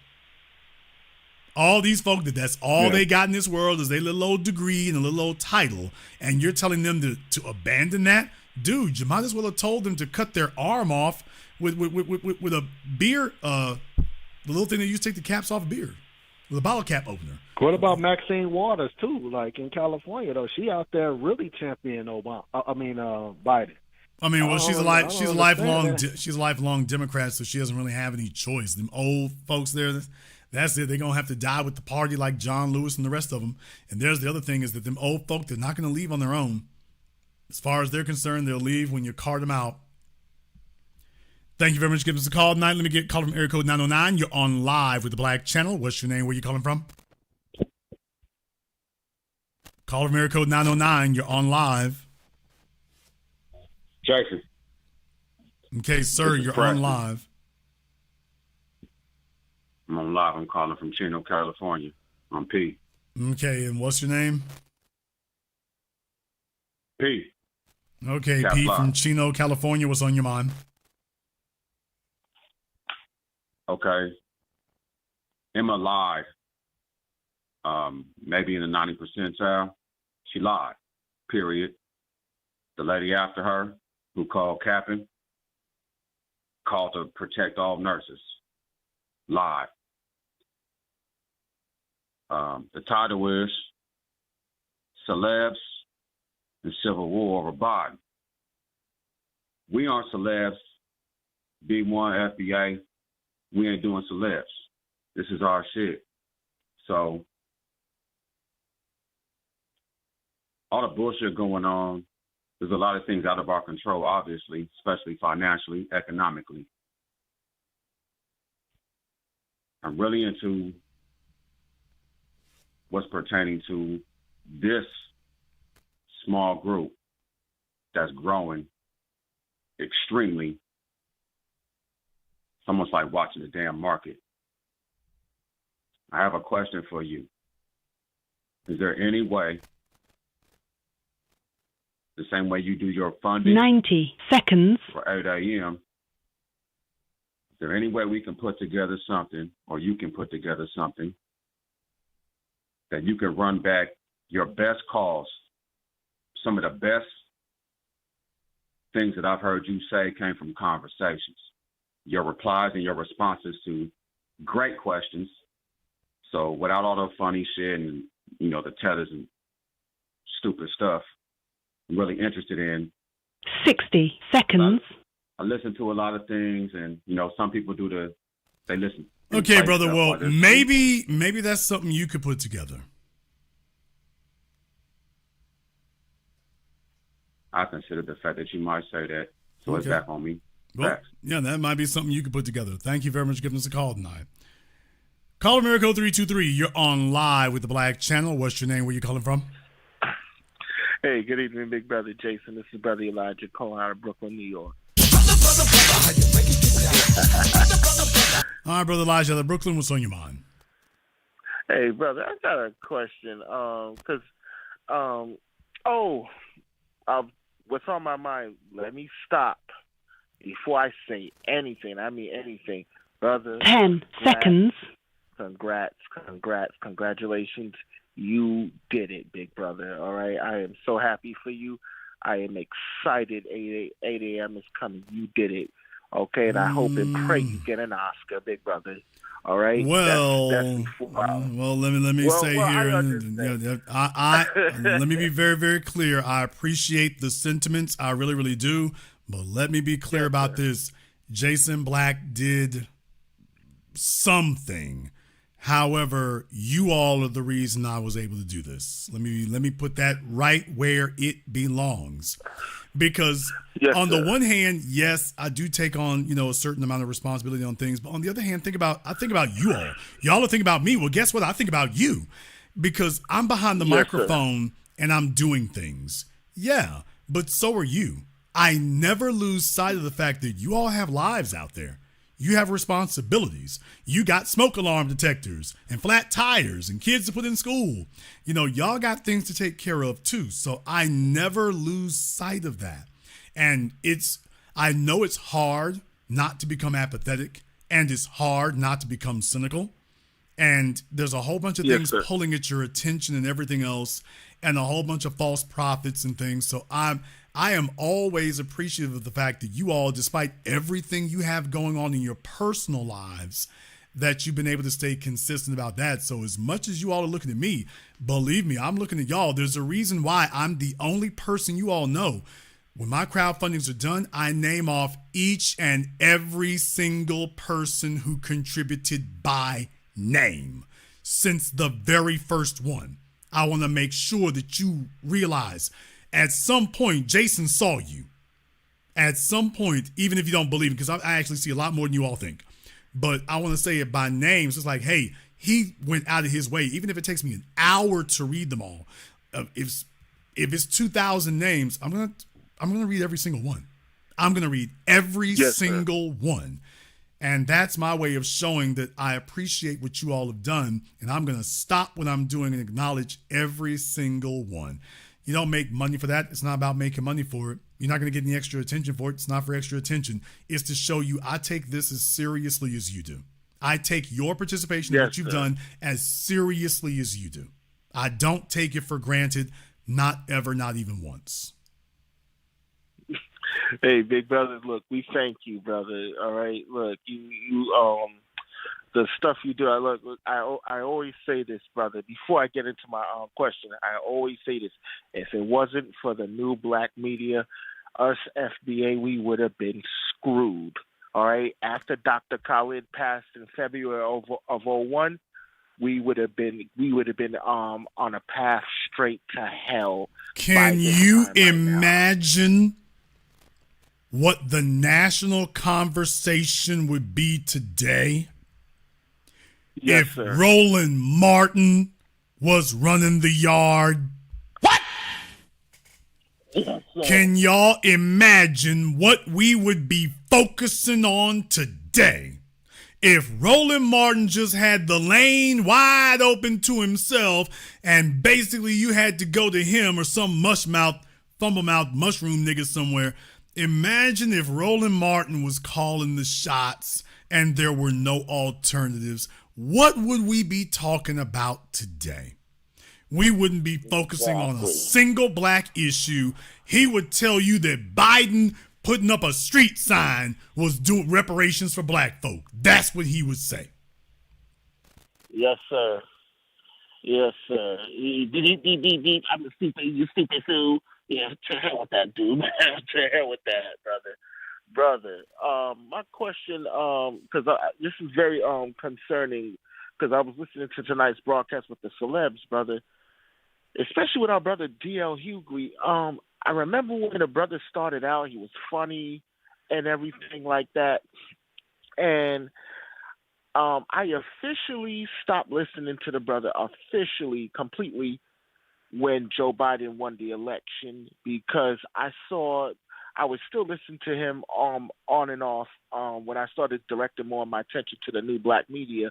I was still listening to the brother, but when I kept seeing him cape for the Democrats, and then when Joe Biden won, it was over. I couldn't take the brother no more. My question is, when did this man switch from comedy, to being a Democratic shield?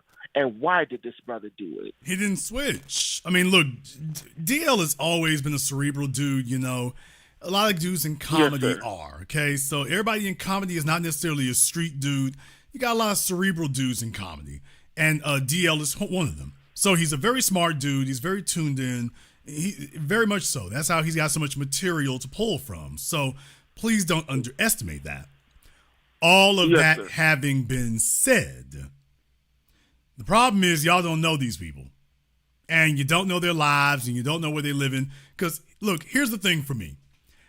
Abortion has never been something I was interested in, because I ain't got no side babies and I ain't got no bastard kids, and nor have I ever even considered allowing myself to be in a situation where that would happen. You're supposed to live your life in an orderly, organized, civilized fashion. When you're resorting to chopping up your damn kids and calling it abortion, you have just lost the ability to call yourself civilized. But if you're a person who's just prone to making a bunch of stupid mistakes and you simply refuse to correct yourself, well, then you need abortion, you need drug intervention, you need student loan bailouts, you need all kinds of things. Because adulthood ain't working for you. And you also need to rationalize to yourself why you have to do that. That's the real thing. So understand a lot of that happens. happens. A lot of that occurs. That's really who your entertainer class is. The entertainer class doesn't come from the soil. The entertainer class isn't the best and brightest. The entertainer class isn't your paragons of morality. Your entertainer class are not folks with principles for the most part. Your entertainment class are folks who didn't make it at something else. And if they weren't in entertainment, they'd be doing something that they could possibly get locked up for the rest of their lives doing. Yes, and sir. so they found a lane outside of that. We can go down the list, whether it's comedians, rappers, actors, or whatever. You take a look and you'll start to see, by the way, if he wasn't a rapper, he'd be doing a life sentence. If he wasn't a comedian, he'd be doing at least 10 years. You know, if you start looking at him, you'll start to realize, oh, I see a pattern forming. Next thing you know, kids all over the place. They're living all wild and crazy and things. You know, like I said, I mean, that's what you tend to see. So their politics, in many cases, tend to follow that. And last but not least, Republicans don't acknowledge you unless you got some paper. Not to say the Democrats are a whole lot different, but Democrats will recruit useful Negroes. Republicans are like, yeah, what can you do for me? You got to show some results before they let you in because they don't want you coming in and destabilizing them. So when it comes to the Democrats, they know how to recruit people. They know how to throw them some symbolic stuff. Dudes' lives ain't really together like that and principled, and they're not really interested in becoming principled men. They treat their children like their peers. They don't treat their children like children. They treat their children like they grown-ups. They treat their children like you and me on the same level. And there's a big difference. So with that being the case, yeah, they need government intervention. There's a government program to help them because they need it. To folks who do not live that way, we don't need that. Now, that's not to say the government does not owe us something, but what it doesn't owe us is intervention. It doesn't owe us that. You are, genetically speaking, you are supposed to genetically, biologically recoil if somebody tells you to abort your kids. That's how you're supposed to respond to that. You have a whole entertainment class that never does that. Then you take a look at their personal lives. Baby mamas, drug use, substance abuse use, whole bunch of reckless ass behavior. And then you see, oh hell, this is why they gave you a record deal. This is why they gave you a movie deal. This is why they gave you a TV deal. Because they knew, oh, we got you under control. His life is so reckless. Please remember something, people. We don't have the best and brightest at anything. Anything. I showed y'all this. In athletics, you do not have the best basketball players in the world. Ain't that right for the Olympics? Folks are now starting to acknowledge that. You don't have the best basketball players in the NBA. You have the best basketball players that they approve is good for business. You don't have the best football players in the NFL. You have the ones that pass the process. You don't have the best comedians. We already know that. We should know that. You don't have the best entertainers. You have the ones who are approved for a record deal or a comedy deal or a TV deal or a movie deal. That's what you have. That's what you have. Yes, sir. You have a rare icon like Denzel, but we can literally only name just him. You can't name anybody else. And then again, to compare his life to the rest of his, to the rest of the folk in the industry with him. You can't compare the two.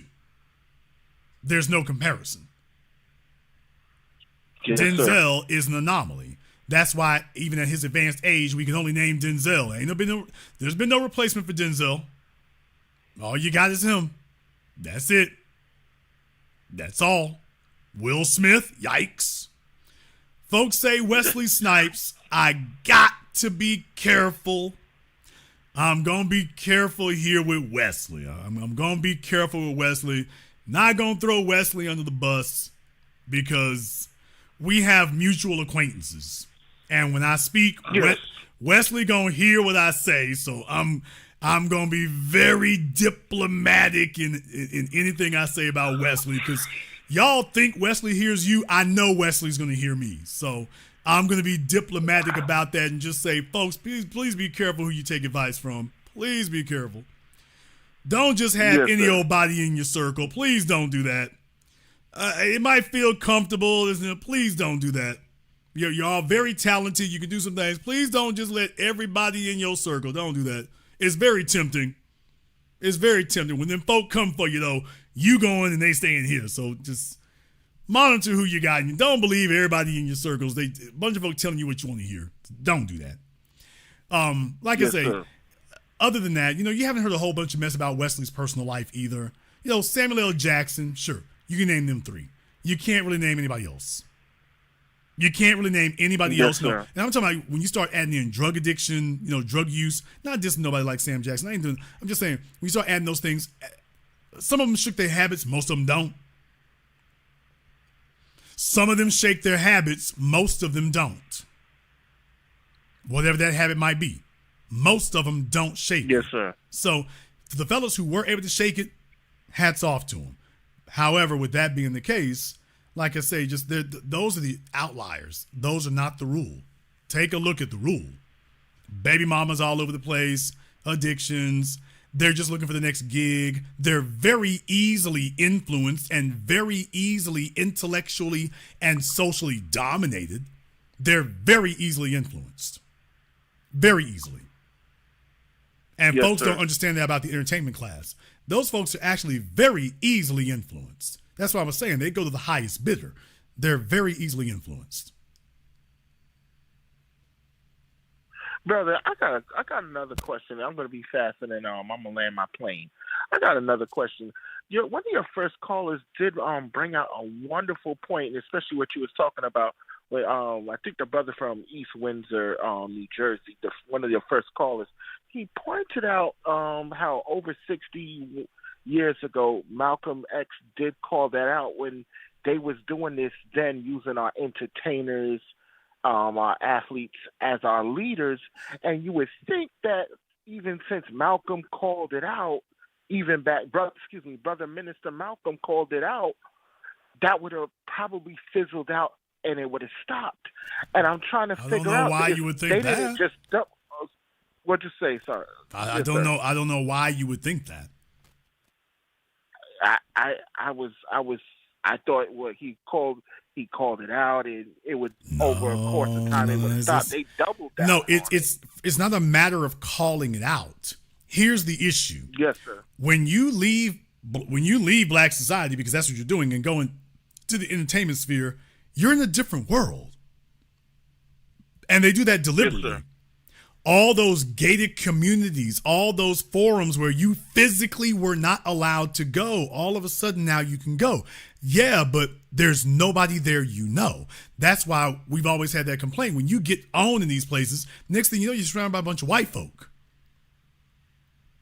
See, when you out here trying to make it, you're surrounded by black people. Soon as you sign a deal, it's nothing but white folk. I can show you all movie poster after movie poster. And practically any black so-called celebrity actor you can name, when they got on, you see a movie with them with a bunch of white folk. Don Cheadle. Yes, sir. Eddie Murphy. I can show you movies. Beverly Hills Cop. Come on, folks. Of course. His breakout role as far as movies, but then again, you go back to 48 Hours if you want to. When you get a contract from these people, you get shuttled off to a different world. You are no longer around black folk socially, geographically. I mean, you are literally taken to a different geographic location. Literally. One that they can't follow you. Your family can't come on the set of the movie. Your family can't come to the country club. Your family can't come to this concert. They can't do that. Then they take them big old houses for MTV or whatever. You go to the producers' places. There's a whole damn neighborhood, as Ice Cube said, not another nigga in sight. You're sitting there by yourself with a bunch of white folk. And if you have an entertainment attorney, you most likely have a white entertainment attorney. So do you realize that the moment you start dealing with these other folks, you literally don't have any other black people around you? It's a bunch of old white men, a bunch of young white women, whatever the case may be. Well, when did this start? Dude, come on now. Why do we talk about Dorothy Dandridge today? Why do we talk about Nina Simone? You want to talk about the Malcolm X era? Hello, who did Nina Simone marry? Who was Nina Simone married? Yes. Who was Nina Simone marrying and who was she dating with? I ain't kicking dirt on nobody. This is just history, though. This is just history. We can go down the list naming these black people. We can go down the list naming them. And no matter who you want to name from that era, it was on and popping, crossing that line from the very beginning. Yes, which is why when you hear them sing their songs, they start singing the blues and start telling you these sob stories and these horror stories about, how they got messed over and this, that, and the other. Then you go see who the folks were. Ain't that right, Stevie Wonder? Ain't that right, James Brown? When y'all see who the folk was who was stealing their money, ain't that right, Scottie Pippen? Oh, wow. Yes, sir. Come on now. Come on. Folks either don't know these things or never looked it up or just assuming stuff. We can go down the list. When y'all start asking about who were these shady managers and shady, assistants and shady agents who were robbing these folk blind. Who was that who was doing that? The folks on their attorneys and the folks on their team.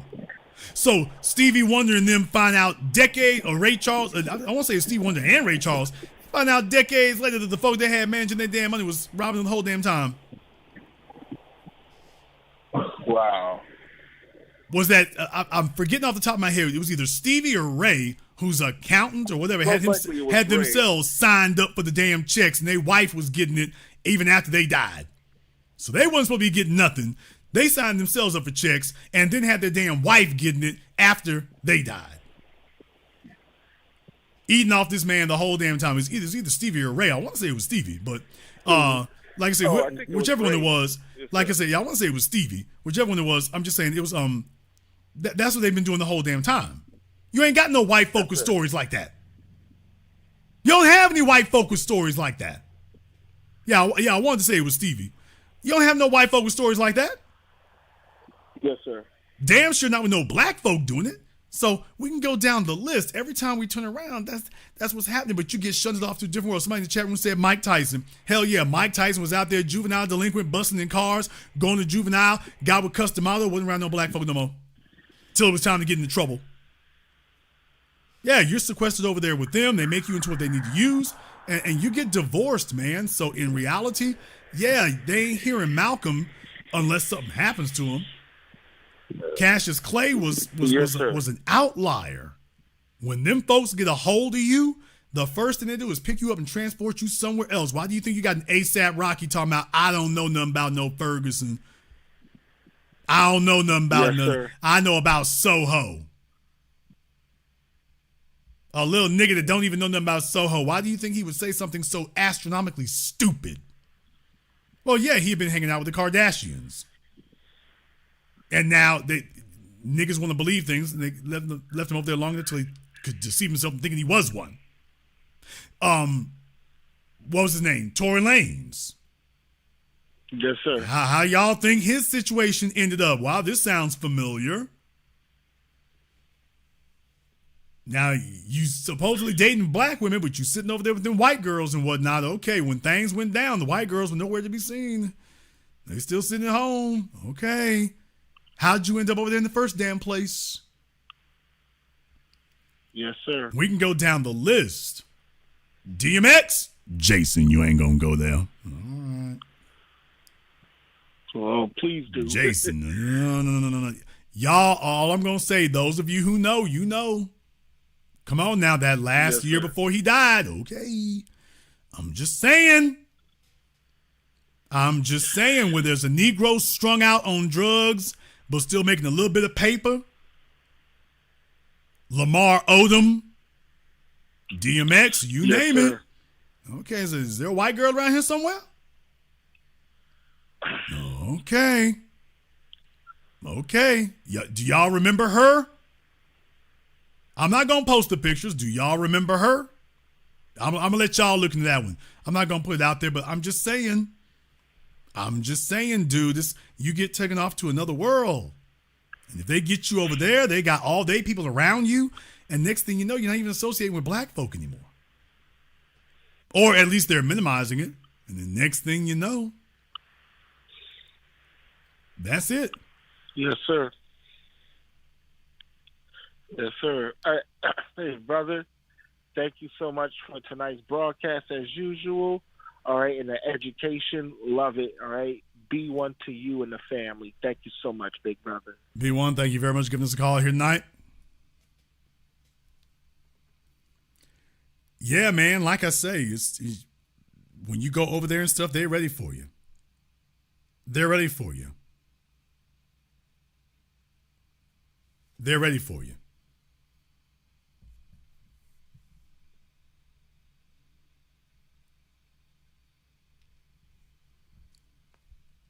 You get spirited away to a whole different world, and then next thing you know, they tell you up is down and down is up, and you see them right there for sure. It sure is. Okay. Look for things to get worse. I'm telling y'all right now, look for things to get worse. George Clooney and was just the first. Look for others to join him now. Look for others to join him. If Biden can avoid any other major incidents, it'll be very, very difficult to remove him, and I predict you won't be able to do it. If Biden has another event where he just vomits all over himself, they'll pull it. They're going to gang up on him to get rid of him. But it doesn't matter if they do or if they don't. You have too much invested in him. Joe Biden is the face of the party.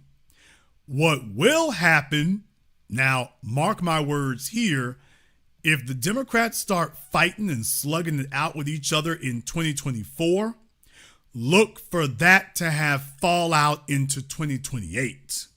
Because they're already talking about who their bench is. Look for this to have some hard feelings. Remember, after Bernie Sanders, Hillary Clinton couldn't do nothing no more. The party, the grassroots, the young people, they were done with her after that. She couldn't do anything else. So if this turns out like that, look for a party in disarray. Everybody's going to be jockeying for position. They're each going to demand that each of their little petty groups be acknowledged. And if they don't get to run it, won't nobody get to run it? So, mark my words about that one, folks. The Civil War is not ending. It's just getting started. Gonna be a lot of bruised egos and a lot of sore feelings.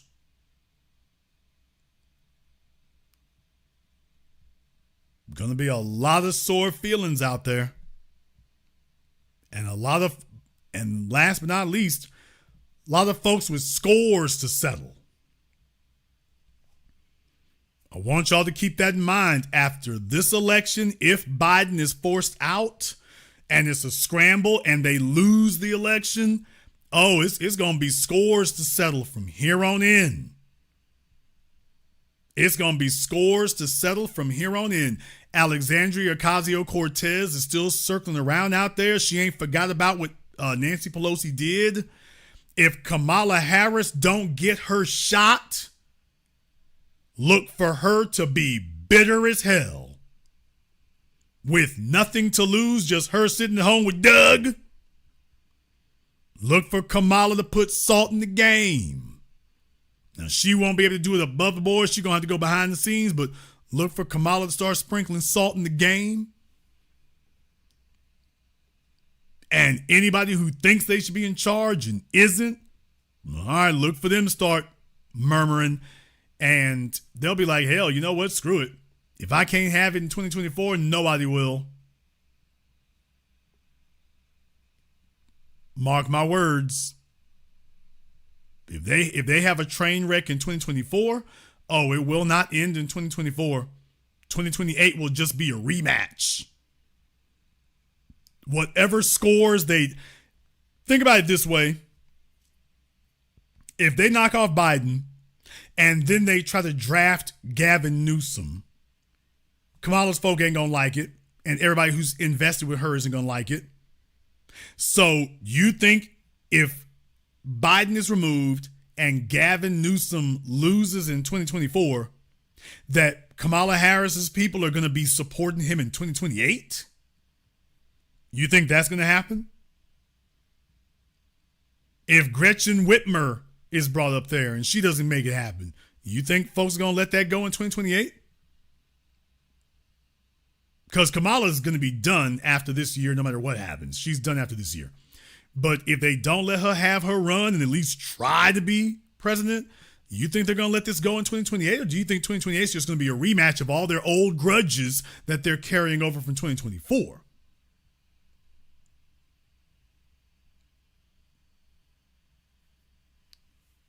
We've seen this one before. We're going to go ahead and wrap things up here tonight.